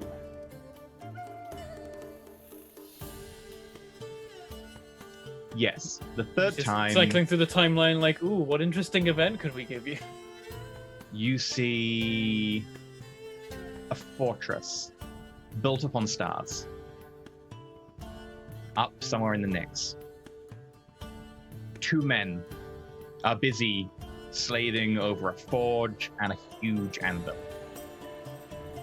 taking wispy essences and combining them with esoteric, other celestial things that don't make sense. Smells and touch and tastes all seem to be ingredients in this as they build it upon this anvil. And you can see a humanoid form, a giant humanoid form being made. Like Describe giant, it. as in like a giant? Quite possibly. Is there anything that Perrin can do to like interact with this vision, or does it just kind of play out in front of him? Plays out in front of you. You're not really able to interact with them that much, but you can always try. Try call out like, who are you? What are you making? They seem to ignore you. Hello? I wave. But it does end. Let me pull up the exact article I want. Feel free to make a religion check. Cotton has odd dreams of being ridden and riding crops and has a lot of additional questions about himself now. Oh no. I got a 10. I mean, it's temper. It's totally understandable. 10. Oh god, really? No. You don't recognize it. Damn it. Strange. It's almost like there are 2 godlike beings making some kind of... You could almost call it a giant. Got no idea what this means, though. I mean, you would recognize that that's possibly a giant made of clouds and other things being made. Neat. You would possibly conjecture that is a cloud giant, but you don't know the exact myth of the creation, apparently. I do read the entry when I wake up and see if like there's anything in there that I've missed. Sure. I mean, you can ask other people about it as well. The party can get in on the roll. Describe it to us in full. Theoretically, can someone else read the book? Not saying that you have to give it, but is that how the book it's like written now, or It's someone written, else? like the ink appears on the page. I think You I'll approach... do have to top up like a small reservoir in the spine with ink occasionally if it does run out. But Yeah, I think I do consult the team, just like the whole team whenever we're gathered somewhere once that dream happens. okay, and because Maybe they're like a reading meal it or something? literal, yeah, you can all make religion checks as Perrin shows you the dream journal. Yeah, I just slide the book across the like table that we're sat at. Like, so that was an interesting one. I felt like I was watching something happen, and I couldn't have any influence on it. But Rena, no. I'm dreaming Sorry, about no. making saddles and Mecha Pietro. 2. Oh no. Nope. None of you know this creation then. Sorry. Is there any chance Temporal this to is 12. relating to any events that like I myself witnessed that might be history rather than religion? No, you wouldn't witness this, I'm afraid. This is Um, I do have the researcher thing from my background, so even if I don't know the information, I know like where it's likely to be obtained. Ooh. This Or who might know seems it? like a creation of a cloud giant, so this would be some sort of creation myth, so possibly a religious temple, clerics, people who deal in myths, or maybe like a religious-oriented library. Yeah, I was gonna say like I could probably list off at least some books. Yeah. I mean, you're going to a place that has a huge temple, so it's quite Yeah. possible that some of the people there will know. Crystal Temple. Even though we didn't know it from religion, is there anything in this that seems related to the giant that we saw in the traveling tower? Because we met a giant and Bones spoke giant to it. Yes. No, it doesn't look like the two are related. Okay. Besides being freaky Where's big, Bone which I when you need identify with. Bone? That's true. I mean, Temper knows best. Anyway, the next day, Arena, Mhm. you're almost finished. Where are you all? Karina's below decks working on Pietro's pangolin suit. Where's everyone else? I'll be Sparring? probably in my hammock making more notes or something. I spend most of my time. At some point, I do low key inform them, like if we're having a meal or something, that I found the smuggling compartment where it is, but I do not attempt to open it. But I tell them like it's right there. It's kind of what it smelled like, you know. So our party knows. Other than that, I spend most of my time, same thing, just looking at the animals, you know. And unless somebody needs me for something, that's kind of. I'm reverse Ariel right now. What about a whole new world? Temper, what about you? Probably different parts of the ship. Probably up in like the crow's nest or something. Okay. Just wanting to like see everything because I don't think she's ever been out this way. She's from the southern parts. Okay, in which case you and Gatton make perception checks. Okay.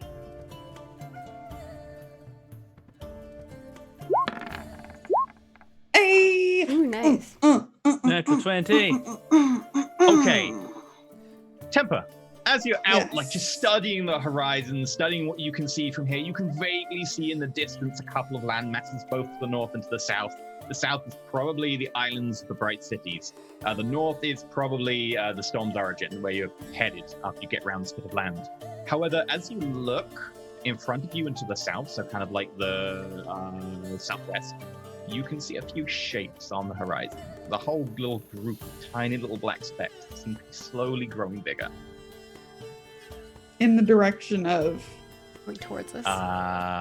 Vaguely in the direction of the Bright Cities. I inform someone whose job it is, who probably should have seen it before me. You shout down to like people on the deck, and Oi! quickly the shout goes around. Movement Okay. on the horizon. Hey, let me have a look. Oh crap, it's so bad.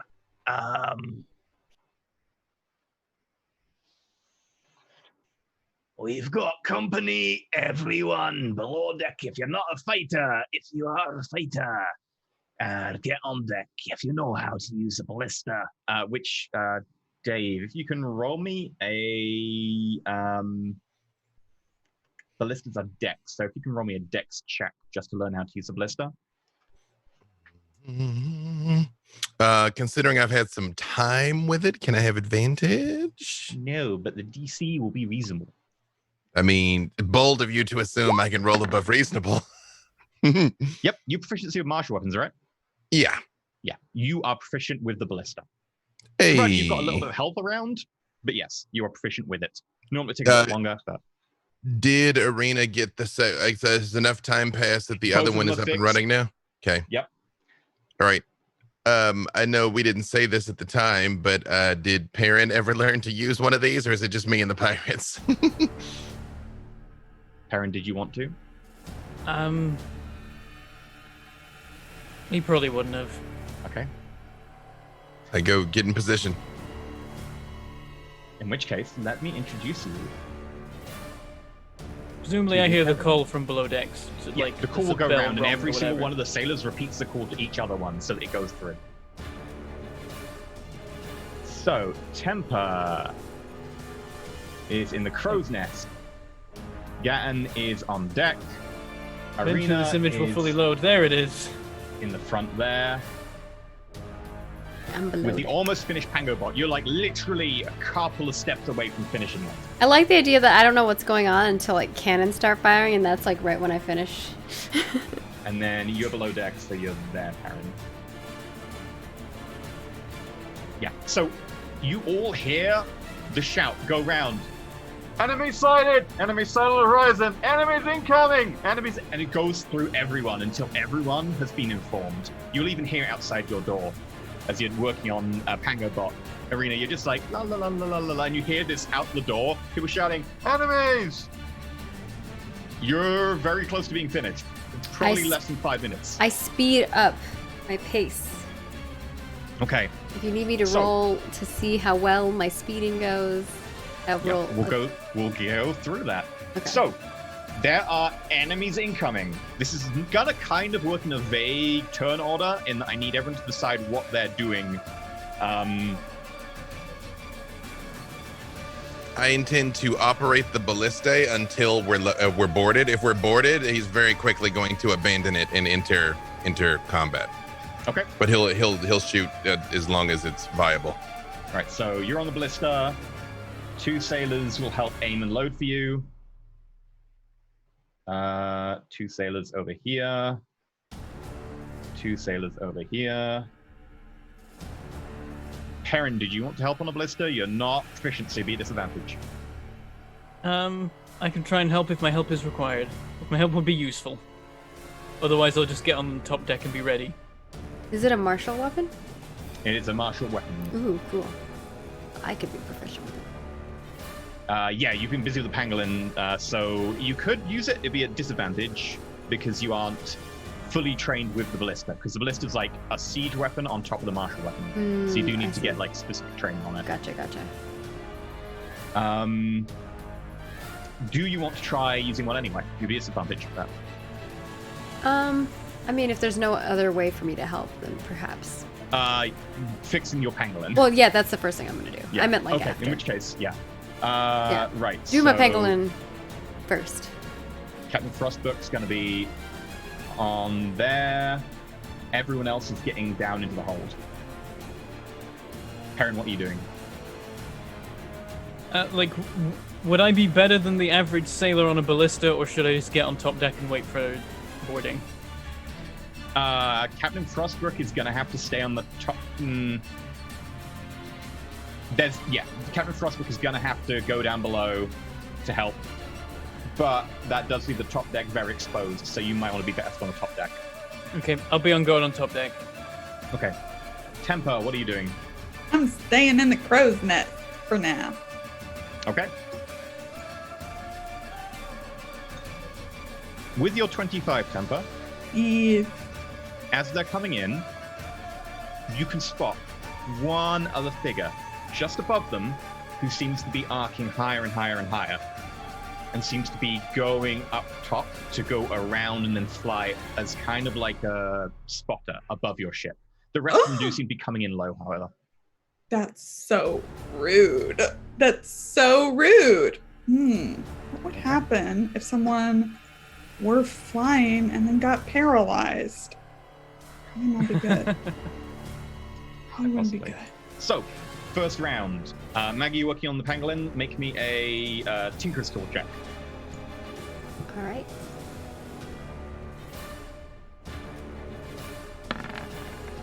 Oh, 8. Unfortunately, Slow. you're trying to get on like the final sheath onto one of the arms to finally like clamp it around, and it's something's bent, and you try and push it on, and it kind of bends a bit more, and you're like, I have to fix that. It's not going on. Meanwhile, Pietro is just climbing up into the inside compartment. The little ladder goes ching ching ching ching ching ching ching. Climbs up inside. Yeah, and Arena's like, Get yourself buckled in. I'm going to try to do this as fast as I can, but I'm having trouble. As Gavin see if you would like to fire a ballista, it's a long range currently, so you will have disadvantage. It's just going to be a dex attack roll of some kind, so you'll have your dexterity and your proficiency bonus. I mean, presumably, I realize we don't have an infinite amount of ammunition, but we have enough ballistic boats that it's worth taking a long-range shot, or is it more of a conserve your You have 3 conserve your per ammo? ballista. It looks like at the speed they're coming in, you probably only have 2 shots in the close range before they'd be in too fast. Yeah, well, us running out of shots is not my problem, so yeah. But at least they'll know that we're not defenseless. 7. Go. Pew. Yep. Lands nearby with squish. Both the Warforged Didn't compensate for the wind.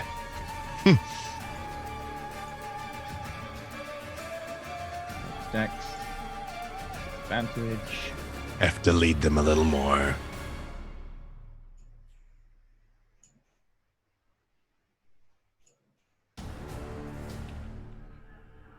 However, Freedom fires, and it's hard to see from where you are below decks, but Temper, you see it perfectly. One of the specks just there's a slight glint of metal going towards it, and then there's just a little red mist, feathers, and poof, falls out the air. Completely gone. Gotta fight for freedom. Okay. Next round. Arena. Tinker's Tour. Gotten. Another attack roll. They will still be disadvantaged because we've got 3 more rounds. Okay. Oh, is that... Should mine be at disadvantage too? No, not Or for you. just You're yours? good. Okay. Yeah. 11. With that, like, you make a little progress. The arm finally kind of goes on, but it's not fully hooked up yet. Okay. And fortunately, again, Even worse. I'm gonna quickly roll. Overshot. There was someone flying around above us, right? Yep, but How very high up. Okay, like multiple hundreds of feet kind of thing. Unfortunately, yes. Okay. Okay, never mind. Freedom! Again, another one goes from the same ballista, and there's a... as one just turns into a small red mist. They are, however, getting in closer. Compensating. I love that their name are Freedom and Independence. That's so good. Right. This time, normal shotgun. Arena, another Tinker's Tool check. How close are they now? They're probably a little over 100 feet. 22. 22. The arm finally goes. It's on. You just need to do the boot up sequence, which is an auto pass next round. You just need to do it, and it's Okay. on. 10, unfortunately. Are they coming in ships or They're above the ground. They seem to be flying. all of them? Mm-hmm. That's great. Freedom again. One turns into a mist of blood and feathers, and you can see Temper now that they seem to be flying. They've got wings. They're emaciated creatures, humanoid but slightly bedraggled. Their skin's taut. They've got almost hawkish-like faces, and their wings are covered in this like speckle of skin and feathers that are just kind of falling out. One last shot. This time, they go over to the other side, pick up ballistic arrows, and have to take them from the opposite side of the boat, load them in. Maggie auto passes this turn, so with that, So she like is like, are you buckled in? And then he looks secure. She closes the thing, the hatch, turns the ladder goes up, turns the thing, goes onto the back of it, climbs up it, lifts up one of the like scales, and there's like a little panel on there. She like types in or she actually uses her tool because like it's all magic. She takes her tool out and she like smacks it like a couple times in a certain pattern, and then closes the panel, and it starts. Mecha Pietro activate! Oh, you cut off. We heard the start. Yeah, we heard the start and then it cut off. It's cutting you off. It still keeps cutting you off. We're hearing fragments. It's too We're getting the incredible. pic- That's why. It's It's too getting the incredible. picture. it's a descending quietness note, so it thinks, oh, you want to cut off here. This is descending quietness. Damn it, Yeah. I'll have to make it like a sound effect and just playing game. Oh, yeah, that's a good Um, idea. With that, the pangolin begins to stalk Can you towards show it the on the door with you screen? behind. I will indeed. Mega Pietro Now press activated. Shift V. Did that work for everyone? Yes. Yes, there you go.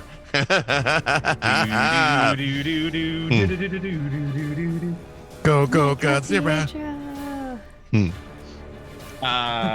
Right, one more shot from you, Gatton. No disadvantage. All right, let's see. Here we go. Sorry, Mega Pietro. I have to get rid of you to do it here. Let's see. Oh, I see what you mean. Unfortunately, another miss. This time, however, Captain Frostbrook has to leg it along with his two to the deck, so they don't fire. If I see them head to the deck, he leaves and goes to the deck, especially having had 0 success with this. Yeah. That makes sense. Okay. With that, Are they within 60 feet yet? they are this turn if you want to do a thing. Okay, yeah. About how many are there?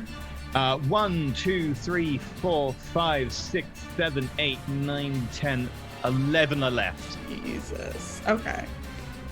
So I think Temper cups her hands around her mouth, and so from here it sounds very muffled. But wherever they are, like in wherever the biggest clump of them are, a huge booming scream erupts. I'm casting Shatter. Okay, so a DC 13 con save. What's the area on that? That is 10-foot radius sphere. So 10-foot radius. So that'll probably hit a good 3 of them. Cool. No, probably 4 actually. They're getting pretty close now. They're coming into the boat. If you wait to the last moment as they're coming up the side, literally like all about to jump on, you can probably get 4 of them. That sounds good. Someone just wrote the temper cast tantrum in chat, and I'm done for the day. I'm done. Yeah, That's it. I like that one. Okay, so that is 1, 2, 3, 4 dex saving throws. Con. Oh, con save. Ooh, okay, that's worse. 1, 2, 3, 4. A natural 1, a natural 4, a natural 7, and a natural 4. They all fail. They all take 9 damage. 9 thunder damage, and they need to make Nope. No, they Oh, don't. no, not in this. No, they don't. Yeah, Because not in as this. this screeching horde of creatures comes towards you and you hold the spell at the last moment, they're all about to gang up on you onto the deck, with you and Perrin kind of exposed still, the rest of them only just rushing out. You wait, you hold it, and they're probably within 20 feet when you... And there's a bang! And the 4 that you hit explode, feathers shooting off, and 4 bodies straight into the water. They had exactly 9 HP. Yay! So I will make them visible. Thank you for Perrin, if you holding want to make an back. attack this round, by the way, you're more than welcome with a javelin. Yep, I'll chuck one though. It's like I'm probably gonna lose it because I'm throwing it overboard. Yup. Oh well. So that's 1, 2, 3, 4. As one of them is heading towards the crow nest, another one's heading towards the crow nest. I just chuck a javelin in the sea. Got a 10. A 10 is just a miss. The javelin goes, and this one has to do like a little somersault backwards as it goes past it and lose a javelin. I appreciate like, the two of "Aw." us have the warning shots covered, Perrin. You know, like we're Yeah, that's definitely what you're doing. Better not get closer or we might actually hit you with these. I know, right? So with that, I want everyone to give me an initiative roll. Woo! Select your token. Oh yeah. Hey, yes. Bar. 12. where is my token? 6. You are... The fighting deck, the third one. There we go. You'll be just... You'll actually be on top deck there now. I am. You're coming around. You've got to come around there, but you're... Not there. Wrong one. There. You're there. You're in the stern corner. Alright. You've got to get to that door. But I got him now. That's cool. Boom.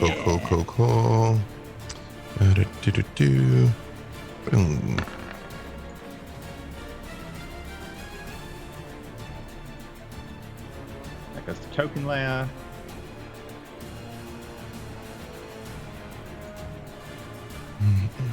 Is everyone rolled? Yes. I believe I did it right, didn't I?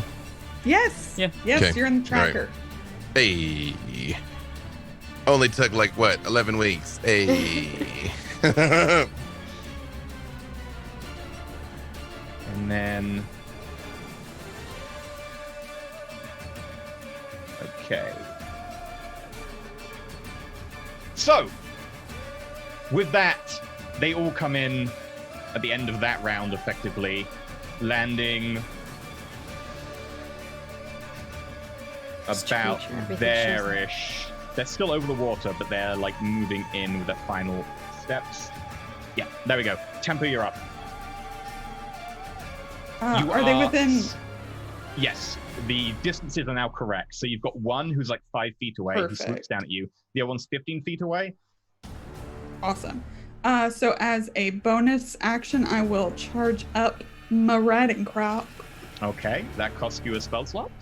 Yes. And it's now. Awesome. And I swing. All right, make an attack roll. 13? That is a hit. Awesome.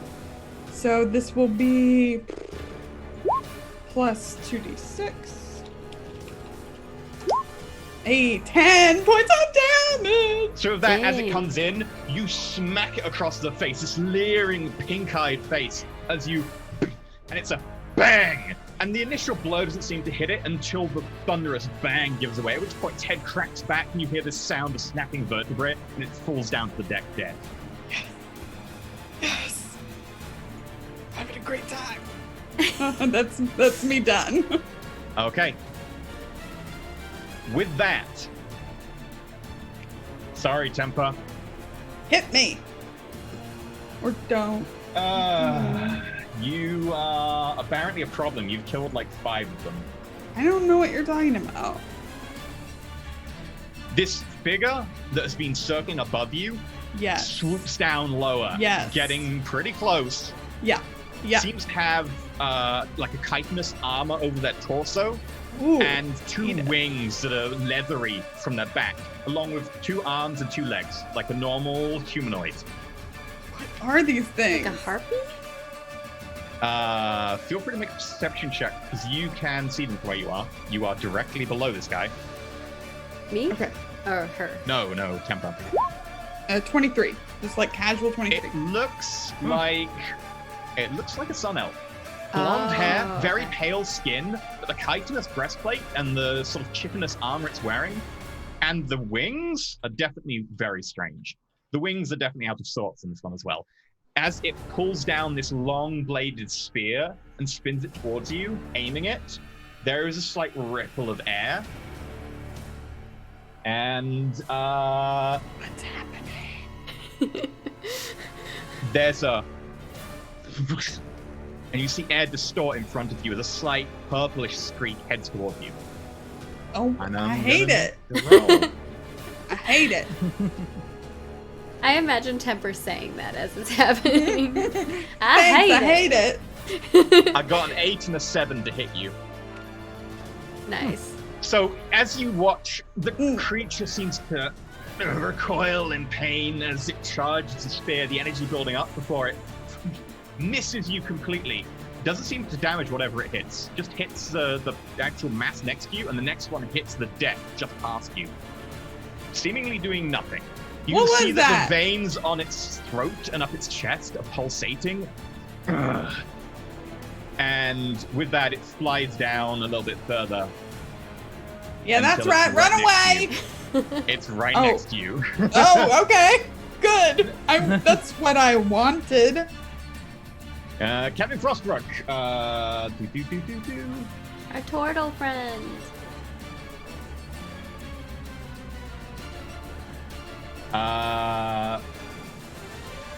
Sees one of the creatures, violet, like dripping from its mouth almost in a kind of like a strange luminescent fog.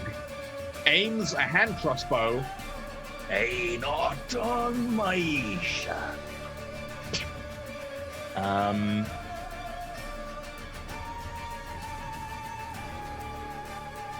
Is a hit, but the bolt lodges in. This thing's only hurt. Doesn't seem to be particularly hurt either. And then it's just going to move a little bit further up. Arena, your go. All right. You are currently below deck with your pangolin. I'm riding on the mecha pangolin. So I'm trying to see the staircase here. Is this the stairs up, or do I have to go all the way like up over to the end down So here? you have to go up and then up like around, and then I'll say it'll take so I can you go 40 probably, feet. I'm gonna dash, I think. If you're on the pangolin Yeah. moves how fast? 40 feet. 40 feet. So dashing will go 80. So one turn will get it to Do you want here. to move me where you Okay. think that would take me? Can't really specify. So you can go up 5, here 10, 15, to 30. Okay, that'd be 30, here, 35, probably. 40. And then 1, 2, 3.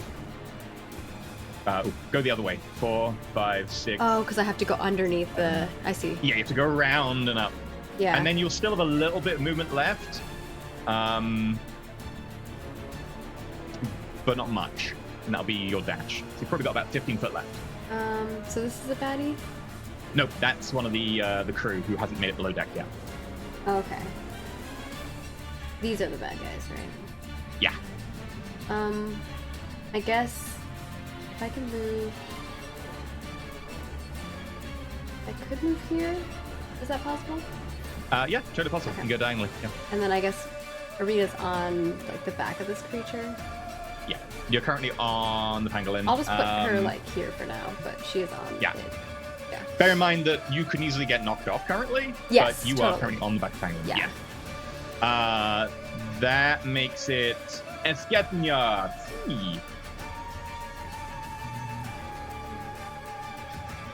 So of course I always have trouble with the map. Are there any that are close enough for me to get to? Because I know they're flying. None are in melee range currently. They're like 5 off the side of the boat. So you can run off the side of the boat and like throw a javelin or something if you wanted. I would like to rage. Okay. And throw a javelin at the one that is in the crow's nest with temper. So just Sure. He'll have. Oh, there is one, but he's humanoid, definitely different from the rest. He is in the crow's nest right next to Temper, but throwing up at him, he's standing on the crow's nest, so you'd probably have a hard time. You'll have cover. There is another flying enemy about 10 foot from Temper. That one doesn't have cover. It's flying. Free action going to shout to Perrin, because that's the first person I actually see, I think, is Perrin, right? You say, Yeah. she's just like, What's going on? as I like trounce in on this giant pangolin. It's like we're under attack. Some kind of flying again. What have you done? Yeah, Gatton, do you want to try and aim at the one that's got cover from the crow's nest, or the weaker kind of enemy that's flying that is off to the side? Do these creatures have ranged weapons, or do I feel like they're gonna have to close in to fight? Seems like they'll have to close to fight. Then I will rage and I will wild shape and just get ready. Okay, in which case I'm gonna change you out. Yeah. There we go. You can kind of fit up there. This giant wolf is now. If I can still move, I think I'll get closer to the captain. So if they rush the captain, I'll be You nearby. wouldn't be able to because you'd be overlapping the mast. Unfortunately, that's about as far as you can go. Yeah, okay, that's cool. Oh, I'm a strong wolf. Yup. Okay. His Cool. goal is Great. to protect. I protect, then I attack. Yep, that's it for me Flying then. enemies. This one is going to circle around Temper and is going to attempt to probably just push Temper. No. Yeah. Yeah. So it's going to be a shove attack. Uh-oh. Yeah. Falling damage. Our worst enemy. I almost died to it. That's the downside of being in a. And then they wanted to throw Pietro, who has 1 HP. What's the shoving attack one again? Is it just It's still strength athletics. It's just the result is they're moved. Yeah. Also, I think you've lost the moral high ground now that you've actively weaponized Pietro. By the way, there. True. And then you get to make an athletics or acrobatics saving throw. Well, the same throw. Check. Yay! Easily, this thing comes in and gets a 5, and you just like bat it off to the side as it goes past you. I'm busy with the interesting one.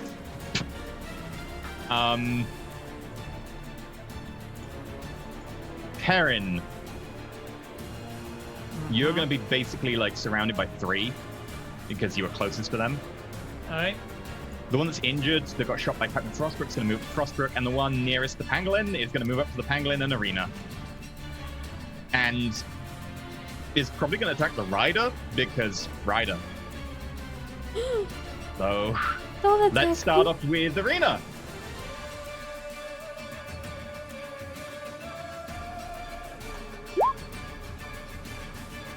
I am rolling really well today. Miss. Oh, Miss. I'm doing it well. It's okay.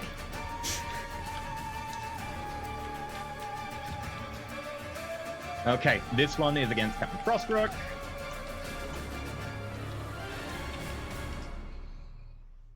Arena's just like dodging, like.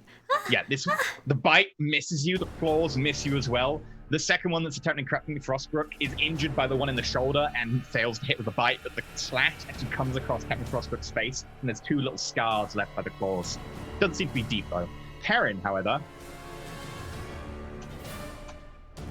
3 of them, each one making a bite and a claws, all descend on you to try and rip you apart. Good Yay! And I got a 10, an 18, a 22, a 13, a 4, and a 7. Ooh, Okay, my AC is shiza. 16. So the 18 and the 22 hit. So these claws dig deep into you as they come down. The rest of them just bouncing on your armor. You take 5 points of piercing, and then one bites down on your shoulder, and you feel the fangs dig into your flesh as hot blood begins to flow over your chest. You take another 5 points of piercing. Okay. I'm on 18. It's not too bad. I'm still alive. And that makes it Perrin's go. All right. I think I'm just gonna attempt to wreck one. Okay. Yep. Great sword. Just gonna take a swing. See how it goes. Let's do the one to the left of me. 13. That is a hit. Nice. Nice. At this point, just for the fun of it, I don't know if it'll be really useful, but I want to use the thing that I got, which is once per long rest when I hit a target with a melee weapon attack, I may learn either the target's damage, vulnerabilities, resistances, immunities, or condition immunities. Nice. Like, as far as I could tell, we could just kill these things, but I could use this, so it's cool. Let's find out what the vulnerabilities are. Okay. So as you hit it, you feel a sense of just knowledge that everything has an innate set of facts, and you just know that there are things out there that exist beyond the physical. That knowledge just seems to also exist in some regard, and it's attached to everything. And as you reach out, you can just about feel it with your mind, and you brush against it. And you want to know their... Damage vulnerabilities. They Also, are I'm imagining not vulnerable. in this moment is there a single frame flicker of crystal and then it's gone. To you, yes. Okay, cool. And they are not vulnerable to any certain type of damage. So. Oh well. Hey, you got to use. Also, that particular creature can now add 1d4 to any attack roll it makes against me, but also it hopefully will die now. Oh, 7. That was bad. Your sword digs. Oh wait, no. into the meat Reroll a 1. Oh yeah. Nice. One of Please these roll my dice, one. D6s. Appreciate you re-roll the one and then the doorbell goes off. It's like, yay, ding, ding, ding, ding, ding, hit it. So 3 more, that's broken. 10. So as you hit it, the sword digs deep into its shoulder, and you can feel it break through the clavicle, and it's going ah, ah. And as you go to bring the sword out, you're like, actually, no. And you just hear it go ah! And the arm dislocates, falls to the side, and it just collapses over the side, and is dead. Gotta shift that up there. And I'm realizing this ability is relatively useful against swarms of things, because the one thing can get 1d4 extra against you all it likes. Doesn't matter if it's dead. Freedom and Independence are gonna charge in. Freedom, independence. And Freedom.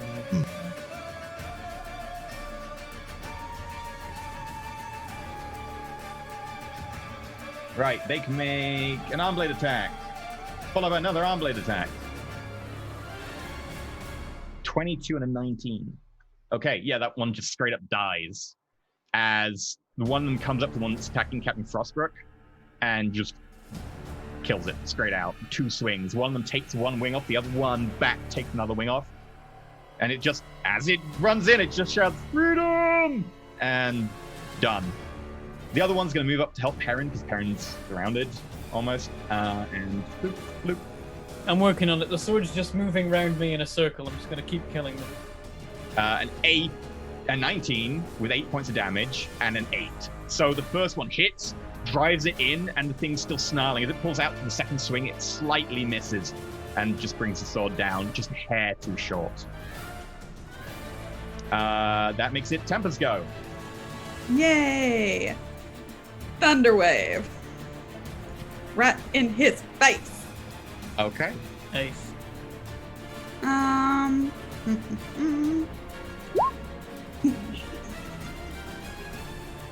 Okay, there is a loud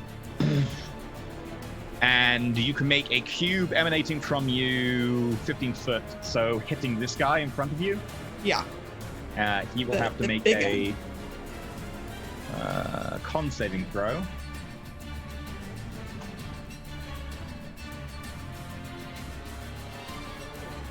Oh, Passes shit, that makes just. it. However, does take 10 points of thunder damage. It'll just take 5, I think. Oh, 5 on.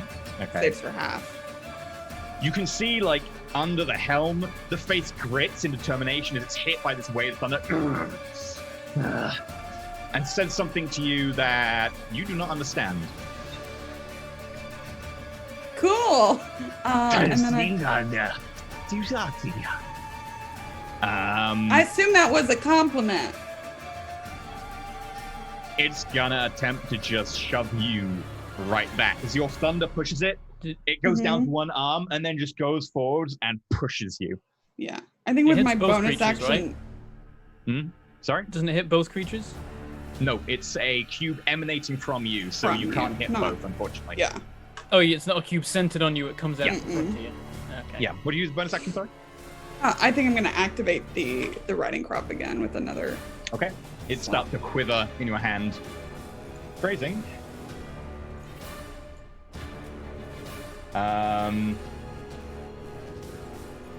You know what? No, I won't shove you. I'm just going to attack you. Okay. Brings the spear around and takes 2 swings at you.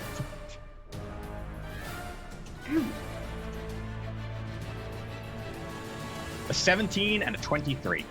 Yeah, both hit. The first one swings it forwards and it catches you across the chest, dealing 5 points of slashing. Okay. And the second time brings it around, spinning it, and then just drives it into you, hits you in the leg, digs deep in, 7 points of piercing damage. Shit. And I need you to make me 2 wisdom saves. Shit. Okay. 16 and a 3. Right, the first one you pass, the second one you fail. As it digs deep in, you can feel anguish, terror, and pain. Something trapped, just screaming constantly, and you suddenly feel it flow into your soul and through you. You are now afraid. Okay, I think also then as all this goes off and those feelings emerge, as a reaction, Hellish Rebuke right in front of me. Okay, make the attack roll. So it's, this is, yeah, I think it's, let me see which level it should auto-cast at second level. Second level. Yeah. Great, and it's a dex save. Dex save, okay.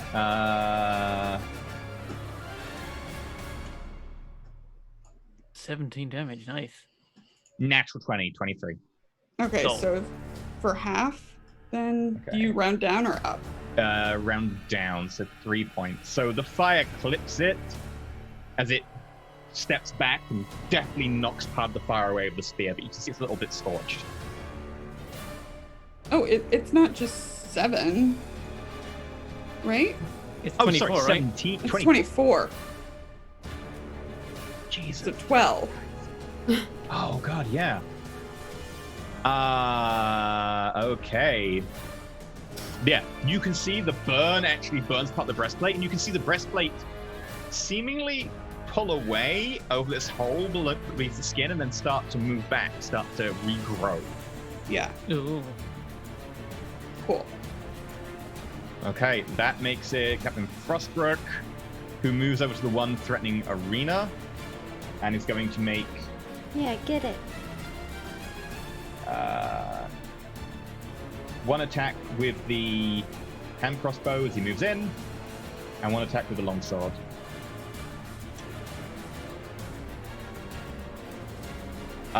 Unfortunately, only hits for 6 points of damage, but does miss with the longsword. So it's a good shot with the hand crossbow as the bolt sticks into the side of its cheek, and it's like...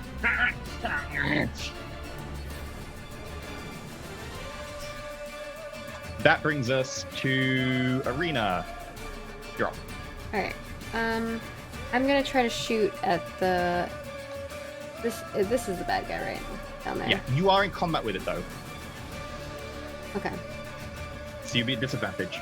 Yeah, I don't really have anything else I can do. Shocking grasp. Oh, Shocking yeah. grasp. Yeah, I'll shocking Yeah. grasp it. Okay, I will do that. And then as my bonus action, I will attack with the Mega Pangolin. Does 16 hit? Yes, it hits. I don't think you need to just yet use your mech pendulum. 6. As the bolt in its cheek is lodged there, you manage to just about catch hold of it, and you can see like it's like an X-ray as the lightning goes off the tip of the bolt inside its head, and you can just see like flashes of like bone outlined as it goes. "Ah!" The eyes begin to burn and it collapses dead beside the ship. That was more effective than I thought it was going to be. As Captain Frostbite looks to you like, was effect. Right, there's 2 more in this that way. And we can move over there, right? 1, 2, yeah, you can move through allies, it's just difficult terrain, so 3, your 4. pangolin can get over there. I can get right there, yeah. All right, Yeah. awesome. And then I'm going to attack. Oh, sorry, go ahead. Could a mecha pangolin climb a mast? I don't Not very know. well, Yeah. honestly, because it's a technically like doesn't have powerful climbing claws. Does it's have just got deck. 2 I rear. do get. Because I got athletics. this fight covered. I have and +4 to athletics skill. Yeah, but it's still a creature that's not particularly good at climbing. Yeah, no, I've it got has this little fight tiny covered, legs. and I've got this fight covered, and I don't think Tempera has her fight covered. Oh yeah, I can't really get up there. I mean, you could try climbing up to the crow's nest, but there's no room up there. Like it's only big enough for 2 creatures. So I'm gonna have it attack this with my bonus action. I might jump off of Mecha Pangolin and try to climb up to her if I see her I mean, in it'll take danger. half your movement to jump off, and you're there. Okay. And then you've got 10 foot left because it's half your movement in 5s. So we normally just say it's 15. Yeah. And then you can go up 10 foot. The mast is a good like 30 foot tall, so you'll need to go up another 20. Okay. Which I won't be able to do this round. No, but you'll be 10 foot up out of 20 out of 30 foot, so you'll have 20 foot left to climb. Okay. But yeah, Pangolin can move up and make an attack. All right, gonna do force empowered rend. 18. The claws come out, and you can see them like sheathed in energy as it smashes down. The claws come straight down over the top of whatever it is head and smash it into the deck, and it's just completely obliterated. It was Karen, 1 you're HP battling left. next to Mecha. Mecha Pietro.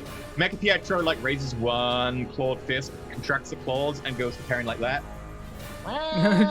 Gods above, and I like fist bump Fist back. bump. Okay. Yes.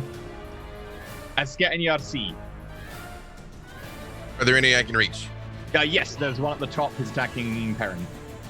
All right, I will go for that one. And since it's attacking him with my pack tactics, I should get to roll with advantage. You may do so, yeah. Oops, hold on.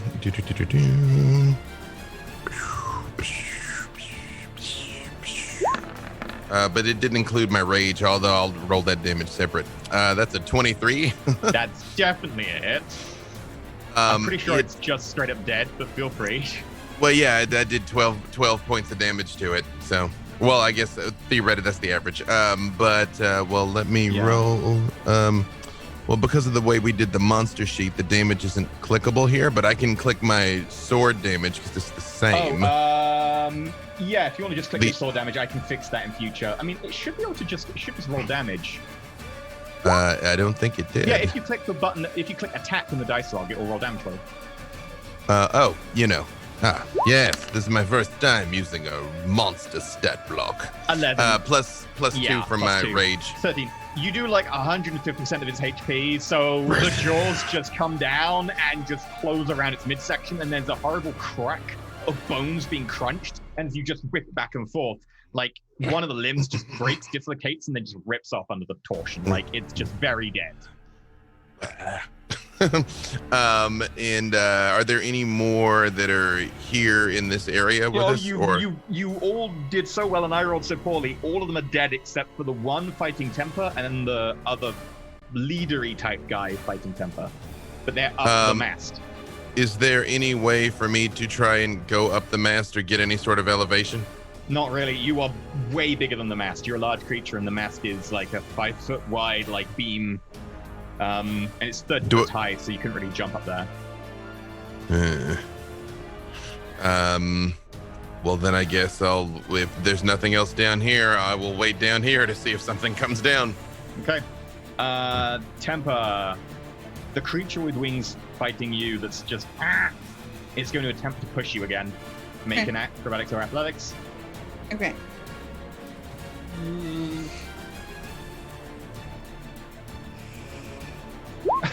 Really? 10. I got a 7. Oh, yes! I'm yes, rolling yes, so my badly. plan. Yeah, it again tries to push you, but you just like hold out a hand and I'll get to you. Stop it. I'm bleeding over here. Perrin, you're up. Okay. I'm thinking I want to try something neat. Ooh. Oh, how high up? It's only like what, 40 feet 30, or something up to the 30 mast. 30. Okay. Yep, I think that's fine. I gotta check range. Where'd it go? Yeah, there we go, 60 feet. Okay, I'm gonna try this. We'll see what happens. Seeing this like the big creature fighting Temper and doing a decent job, I pull out the symbol of Erithus I have round my neck and kind of present it to the creature, and it's like call out like you. And see and get its attention. Be like, back, foul creature, or face my wrath. And I want to use abjure enemy. Okay, please print it in chat. Choose one creature within 60 feet. You can see the creatures make a wisdom saving throw unless it is immune to being frightened. Fiends and undead have disadvantage. Oh. Is it a fiend or undead? I think it's a fiend. Or is it immune to being frightened and this is going completely wrong? That might be It's it. a 'Cause wisdom it is save. a One of creature those. that frightens creatures. It's Clearly. a wisdom save. Okay. Yep. And It doesn't I guess seem to understand your words, but as you shout this, it does seem to just look towards you, feeling that pressure on it. Is my spell save DC what's used for this? Because it doesn't actually say. Yes. It would be a spell save DC, yeah. I got, that's unfortunately, 13. I got a 17. Ugh. So, Well, that means its speed is halved for a minute until it takes damage. Super useful. Yep. Okay. The two Warforged are going to. They do have javelins, so they're going to throw javelins even though there's cover. And I think they're going to move up so they've got less cover to shoot through.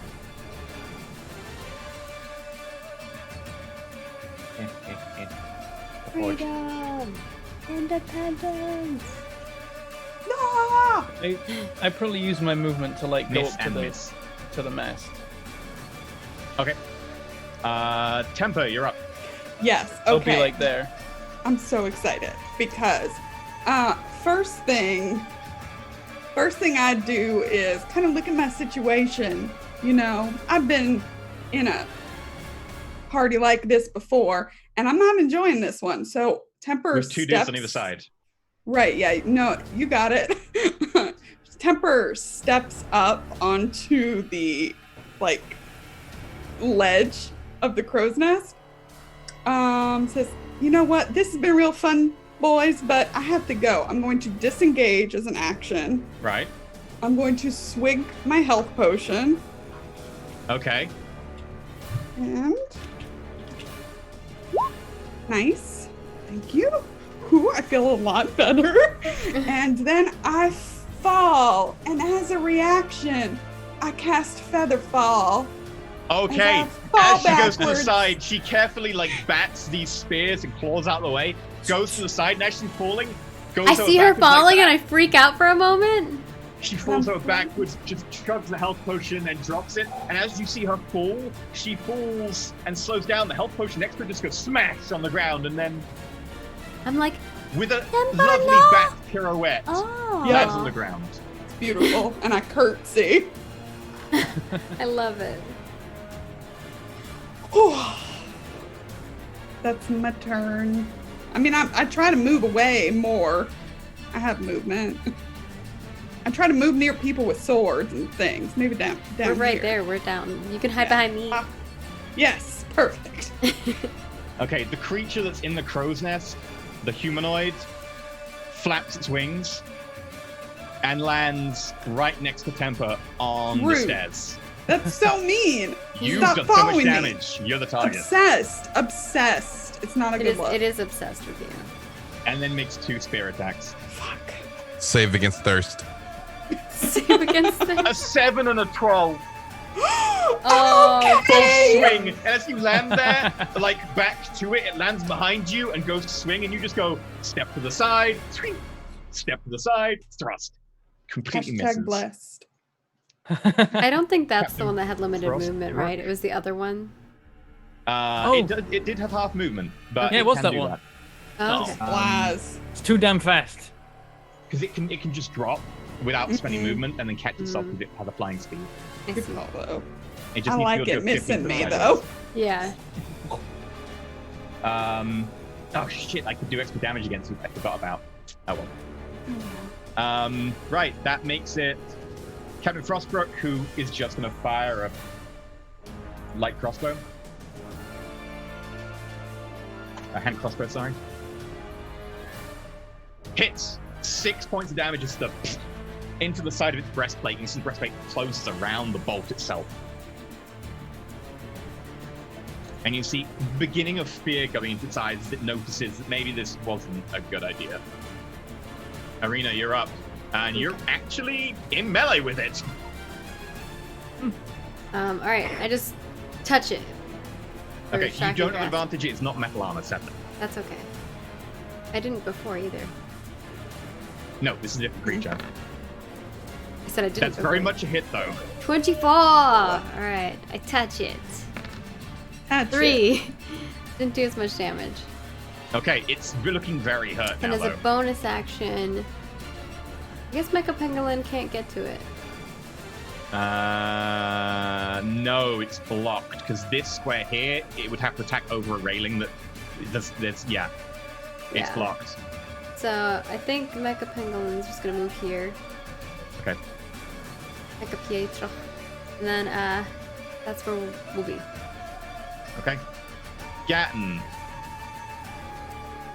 Can I get to it?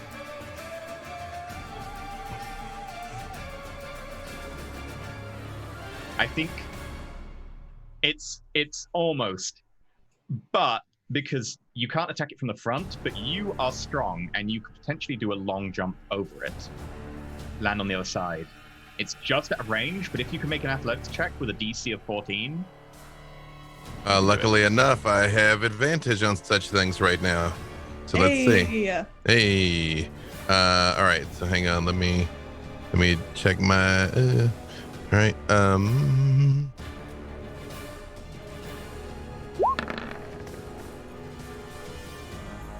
It'd be Oh. strength based.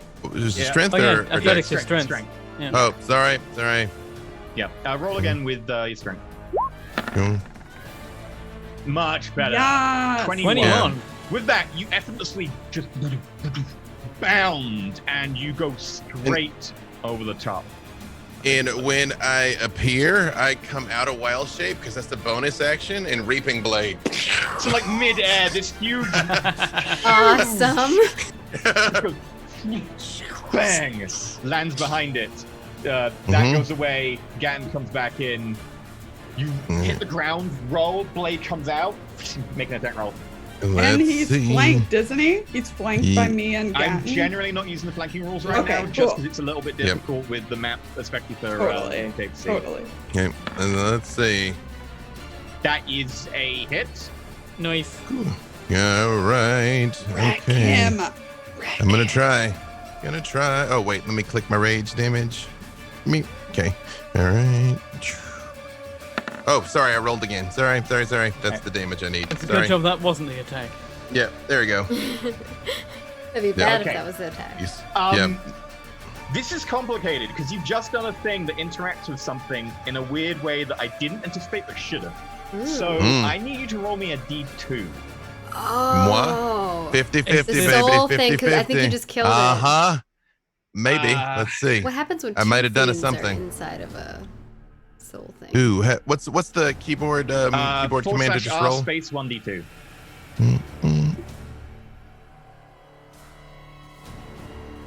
Wait, did it happen? Yep. 2. 2. Oh. 2. I don't know if that's good or bad, but let's okay. Okay. Apparently So- that I don't was care, the but interesting one. I don't care, but I want it. You come out behind it. You spin around with the blade, and you can see from its back there seems to be like a metal, like the end of a metal like spar, like a tent pole or something, just jabbed into its back. And as you bring the blade around, as you go swinging it, you accidentally just hit that metal beam that's in it. And with that, there's just a reverberating boom, and something into the blade. It counts as killing a humanoid. This will count as being a CR1. So the blade does the thing. But also, you feel that essence go in. The thing behind you suddenly shudders. Turns, looks at you, and then just slowly collapses on the floor. As it's dead. It's like a homunculus. I don't say anything about that just now because I don't want to talk about it in front of the captain. But when we're in private, I will share with them what happened later. Okay. But as I stand over that thing, I just say, "Well done, Temper," and I just hold a fist out to fist bump Pietro. Yes. Incredible.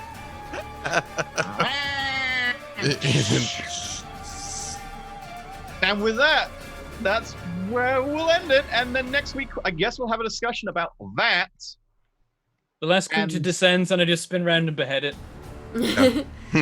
Yeah, the last one, honestly, without the leader, it just flies away. Yeah. You can make an attack roll if you want as it flies. Inspiration javelin throw. Yeah. Inspiration can be attached to skill rolls, I believe. Sure. No, I mean, well, not officially. You can use it for attack, but it's up to you. How you want. Yeah, go for it. Yeah. I'll shoot at Yeet. it. Yeah. Nice. Yes! 20! Yes! You wouldn't have advantage on the attack roll, I'm sorry. I said I used my inspiration. Inspiration doesn't give you advantage, it gives Yeah. you 1d4. What is that what it does? Yes. You hit, but it's not a crit, so it's 21, so you're a hit. Roll the damage. The inspiration I'm reading is a different inspiration then. Yeah, this D4 is a house rule thing that he does. Yeah. Honestly, there's way too many things that give advantage and disadvantage, so quite often it's better just to have a D4 because you can choose when to add it. I just have It one is- question. You are right, though. That is normally how it is. Yeah. Okay. What am I doing? Roll damage. And just You roll ignore your the crit 1d4, though, if you wanted. It's a hit. It's very much a hit. Okay. This might roll crit damage. I'm just going to roll a new count out the attack. crit for you. Okay. I'll just roll a new attack and hit the button on that. That's quicker. 9. 9. Perfect. Yes! The exact health. Mhm. As it's flying away, you just go, wait for it. And it just hits its center of the chest, goes out the front, and goes, splashes into the water. It's like, yes, I can use these. You I lose just have javelin. And I've lost another one. Yep. Before we go, and you tell me if you want to talk about this on the after show. Was that the more interesting or the less interesting possible result of the 50-50? The more interesting one. That because if you'd done the other one, it would have been the standard thing, and I'd have done a couple of things, and it would have been the standard normal. That one was the, I guess you do the thing I didn't expect, which I never considered, but yeah. Good. But also, now you have that fact that will allow you to know a lot more very quickly. Good. But, yeah, Good. Your sword, what's the benefit of your sword now when you hit something and kill something with 1 CR? Things and stuff. Things and do you want to talk? Do you want to talk about that during the after show? Yeah, we talk about that during the after show. Okay. Right. Very quickly, we have a load of stuff on the Patreon. You can go check that out. Spoiler is Thinly Shards. Thank you very much again. Thanks, Thinly Shards. All the things. We have monthly recap stuff coming out soon, and Temper's character sheet is now out, so you can go check out Temper. Everyone else has been. Also being a badass in that fight. It's true. Hype. Temper's also, I love the the MVP. falling. I like my no being like, no. So yeah. Oh. Nope. Temper MVP. Yeah. And like, Temper knocked new class features into me. It's incredible. Oh. It's amazing. Also, temper with the knowledge bombs all the time, constantly, and seeing shit from like a million miles away. If you had rolled any lower, you'd have had progressively less rounds to be able to shoot at them, and I think we killed like 5 of them before they got close. So like that helped. Okay, let's go through and catch everyone. Let's start off with, I guess, Lauren. Lauren, who you already do? Where can we find you when you're not falling from crow's nests elegantly? Yes. I am Lauren. I'm that salty ginger over on Twitter and half of Salty Sweet Games here on Twitch with my best friend Kiana Shaw. We do all sorts of TTRPGs. We're actually casting for a new podcast, so we have that up on our Twitter, which is also Salty Sweet Games. And I am a professional GM with the Magpie Curated Play Program. We have a bunch of new games available. I'm running Bluebeard's Bride and a campaign of Urban Shadows, so check that out too. Well, that's it for me. Dave, what about you?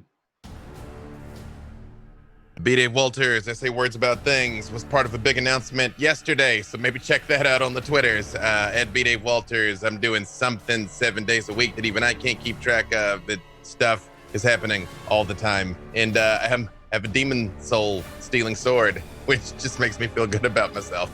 Yeah, that's it. We're gonna all be evil characters by the end of this campaign, aren't we? Like, I feel it coming. Hey. Some of us were not good to begin with, so... Fair. I'm a good bean! Yeah. Arena's a good bean, though. Gotten's just very practical. Very practical. Okay. At B. Dave Walters on the Twitters. What about Maggie? Hi, you can find me at Margaret Cronin all over the places. Twitter and Facebook, I always keep up to date and tell you all what I'm up to. I'm doing a lot of different things. I'll also be here Sunday if you want to check out The Last Ditch, where we're playing Warhammer 40k Only War, and it's so much fun. You can also be a part of it, so it's really rad. And beyond that, I am starting an initiative called Be Better Gamers. We're kind of like really ramping that up here. So if you're interested in that, that is pinned on my Twitter and my Facebook. Our goal is to put together resources for leaders in our industry so that we can make sure that people are treated fairly and things of that sort. Who would have thunk? And then beyond that, I make video games for a living. So if you want to check out the game that I'm currently working on, it is called Ashes of Creation, and you can find it as Ashes of Creation everywhere. That's all I got. Bentham, what about you? Hello, I'm Bentham. I have a YouTube channel called My Report Gaming because I was 18 and didn't think that the career would go anywhere. And on there you can find me playing games such as Bar Trauma and Terraria recently. But tomorrow is the full release of Factorio after the better part of a decade of development. So I'm gonna be doing things with that of some sort. We'll work it out as we go. Can I just say, every time you say your YouTube channel is a terrible name, and we've been doing this for 11 weeks, I have never heard the name. I don't know the name of the channel. I listen every time, and I don't understand what you're saying. It's because I'm embarrassed about it, so I skim over it as quickly as possible, because my channel is Mangled Pork. Yes, gaming. Mangled Pork. hand to God, I'd have been here the rest of the day and never arrived at mangled pork, as the words you were saying. It's there. not. It's Great. pretty great. Brava. Think about this Terrible though. name. Bent ham. No, mangled don't tell pork. him. You've Too spoiled it soon. now. You've It's got to so wait 4 good, years. though. No! I had to share it with Dave. Dave needs to know. You could have shared it after you were sharing with everyone else. It's better when they know for 4 years that I have those two names and only then put it together. Yeah, it's true. Right. Okay. Let me check for tips. Yeah, and who are you? I'm Enter Elysium. My place is called Enter Elysium. I do all the things called Enter Elysium because I don't have a weird YouTube name like that. You can find me at youtube.com/Enter Elysium, twitch.tv/Enter Elysium, and there's something special coming this way very shortly. Ooh. Right. Today we had, as far as I can tell, no tips. So way to go do an after show. Thank you for watching. Until next time, when I'll find out what the hell that was about and why Dave made me have to GM something on the fly. Bye. Bye.